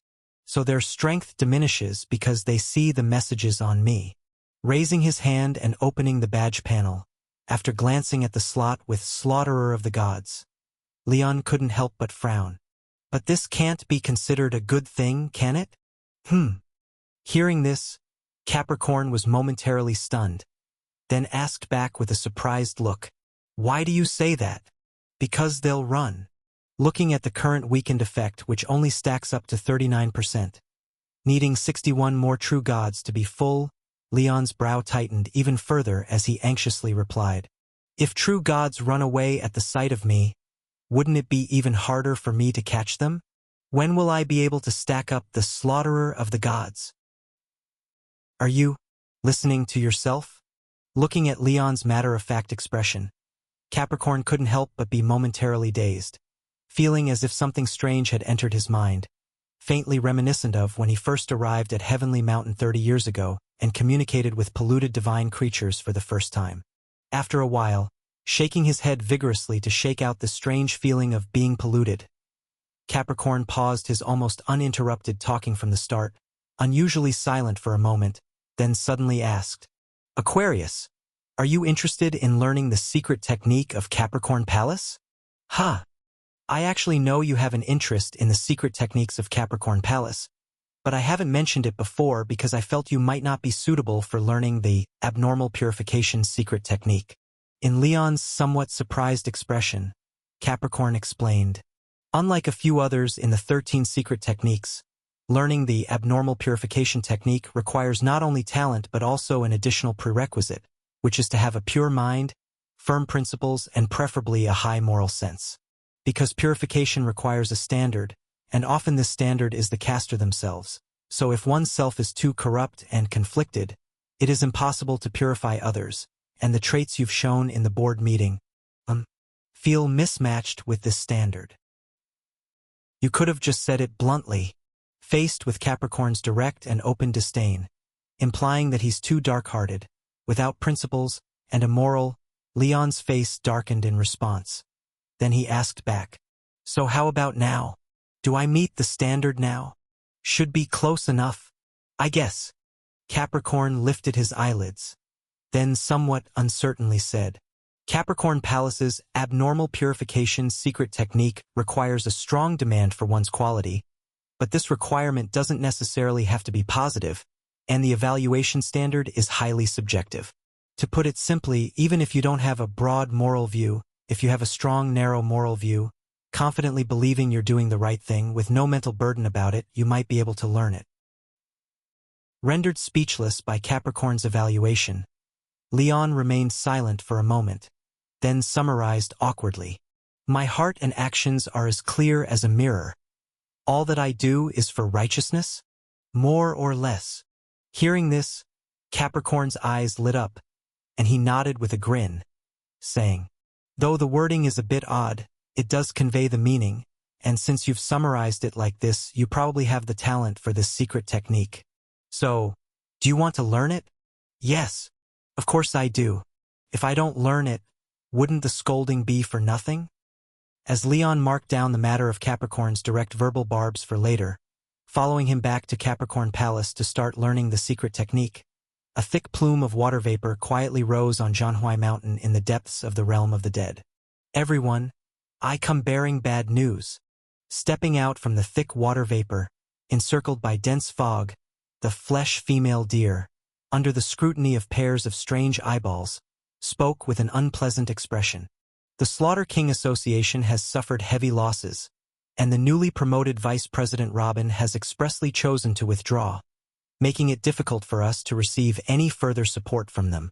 Caw! Caw! As the words of flesh female deer fell, several hoarse crow calls echoed, and an old hunchbacked woman in a black robe waved her hand to dispel the water vapor around her. Then, with blood-red crow eyes, in a dissatisfied tone questioned, "What you told us before wasn't like this. You said the cleanup bureau has been pushed to the brink, and the protection of the Watcher's Palace would soon be broken. Also, wasn't the plan of the Slaughter King Association already mostly successful, just steps away from completion? Why are they holding back at a time like this?" They might have been scared off. Upon hearing this, flesh female deer paused momentarily, then replied with a helpless expression. "Losing 40% of their manpower is actually manageable. As long as the corresponding powers exist, new true gods will always emerge, but their spirit seems to have been shattered by the food god. When I mentioned that name in the meeting, I noticed many people involuntarily trembling. Trembling? After hearing the situation about the Slaughter King Association relayed by the embodied doe, the figures within the mist couldn't help but exchange glances, seeing a deep sense of shock in each other's eyes. Generally speaking, the longer the lifespan of a being, the stronger its fear of death. Theoretically, those true gods possessing endless lifespans are naturally reluctant to die easily. So it's quite normal for them to feel fear in dangerous situations, but that should be fear, not terror. There are quite a few humans capable of killing true gods and making them afraid. The directors of the cleaning bureau in their prime can basically achieve this, yet while true gods fear the directors, they shouldn't be so frightened as to feel terror. Doe! A faceless figure stepped forward, indeterminate in gender and with a voice highly neutral, inquiring with confusion. "What's going on? What exactly happened over at the Witch Kingdom?" "I'm not entirely sure either." The embodied doe shook her head, sounding somewhat troubled. Those who fled back were scared out of their wits. The only one not too afraid, the white snake, was unwilling to elaborate on the situation. "All I know is that after being pulled over by the narration of non-existence, they were ambushed by the food god and individually identified. In the end, due to the dual suppression of the Watcher's Palace and bedtime story, they had no ability to resist, and the physical forms of all the true gods were directly killed, with the unlucky ones not even being able to escape with their souls. So the key to their failure is still the narration of non-existence's bedtime story?" After pondering for a moment, the faceless man furrowed his brow, a portion of his facial skin twisted inward, as he began to analyze. "From what you're suggesting, entering bedtime story results in being stripped of everything, becoming ordinary people, while the food god relies on his role within the story to capture and execute each descending true god, easily killing a large number of true gods. Later, once the bedtime story was lifted by the narration of non-existence, those true gods from the Slaughter King Association regained their strength, but were subjected to powerful suppression from the Watcher's Palace, rendering them powerless to fight back. Having analyzed the Slaughter King Association's experience in the Witch Kingdom, the faceless man confidently summarized, "If it's just like that, then the food god merely capitalized on an opportunity, using his wits to find a loophole in bedtime story, which doesn't mean he truly has the strength to crush 40 true gods." Regarding the fear of the food god, I recall that other than Angsai, the food god also devoured the king of nightmares in the dream realm, didn't he? Hearing this, the embodied doe recalled momentarily before nodding in agreement. There seems to be such an event. I remember Aquarius mentioned it when sharing information about him at the meeting. So that's it. The faceless man nodded with satisfaction, speaking with confidence. If my guess is correct, the food god should have acquired the power of fear from the King of Nightmares, while those true gods from the Slaughter King Association, bound on the execution bench and individually executed, first having their bodies destroyed, then massively slaughtered, naturally couldn't avoid feeling fear towards the food god. Once they feel fear towards the food god, it means stepping into his domain of power, where their own will is eroded by the power of fear. Exhibiting such performances isn't surprising, so I think the food god merely has good luck, and is actually not dangerous at all. Is that so? Although the faceless person's analysis is logical and cohesive, recalling the true gods from the Slaughter King Association's expressions when mentioning Leon, the embodied doe felt uncertain inside, unable to help but speak. Even if it's mostly the issue of the narration of non-existence, its ability being used by the food god led to nearly half of the Slaughter King Association's members dying or being injured. Doesn't that sound somewhat absurd? What else? The faceless man reflected on her statement and asked back. Do you find it absurd that the food god relies on wit to exploit the loophole and defeat the Slaughter King Association? Or is it more absurd that a cleaner who joined the cleaning bureau less than half a year ago is strong enough to single-handedly challenge 2 pillar gods and 40 true gods, decimating the entire Slaughter King Association? When you put it that way, the latter does sound more absurd. Everyone, although this can't be considered good news, it is indeed an opportunity for our realm of the dead. After successfully persuading the embodied doe, the faceless man turned to the mist where pairs of eyes were scattered, speaking calmly. Although the morale of the Slaughter King Association has been crushed, rendering them temporarily unable to support us, this also means that should the Watcher's Palace be breached, they will temporarily lose the capability to compete with us for the present world. Currently, the Cleaning Bureau's director and 3 board members are trapped in the old soil, with the remaining board members in the present world facing various issues, the Serpent Bearer and Gemini branches not yet rebuilt, while the other Zodiac Bureau branch heads are either aged or injured. It's their weakest period in a millennium. As long as we seize this opportunity, then once the Watcher's Palace is fully breached, we have the chance to become the biggest beneficiaries, even forcing out a portion of the present world to intertwine with the entire realm of the dead, directly reversing death into life. Reverse death into life. Upon hearing the faceless man's words, the eyes hidden within the mist suddenly gleamed with a noticeable inclination, yet none stood forth to agree. Soon, a vague figure sewn together from white fabric and strips of paper emerged from the mist, with 2 candle-lit wax eyes, and a hoarse voice inquiring. But without the support from the Slaughter King Association, we might not necessarily be a match for the Cleaning Bureau.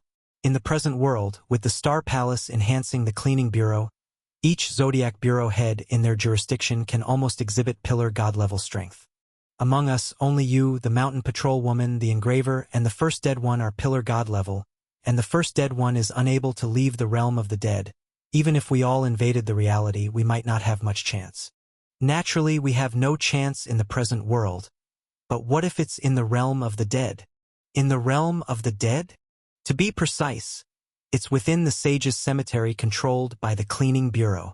Under the questioning gaze of multiple eyes, the faceless man slightly raised where his mouth should be, then spoke, stretching the skin into a smile.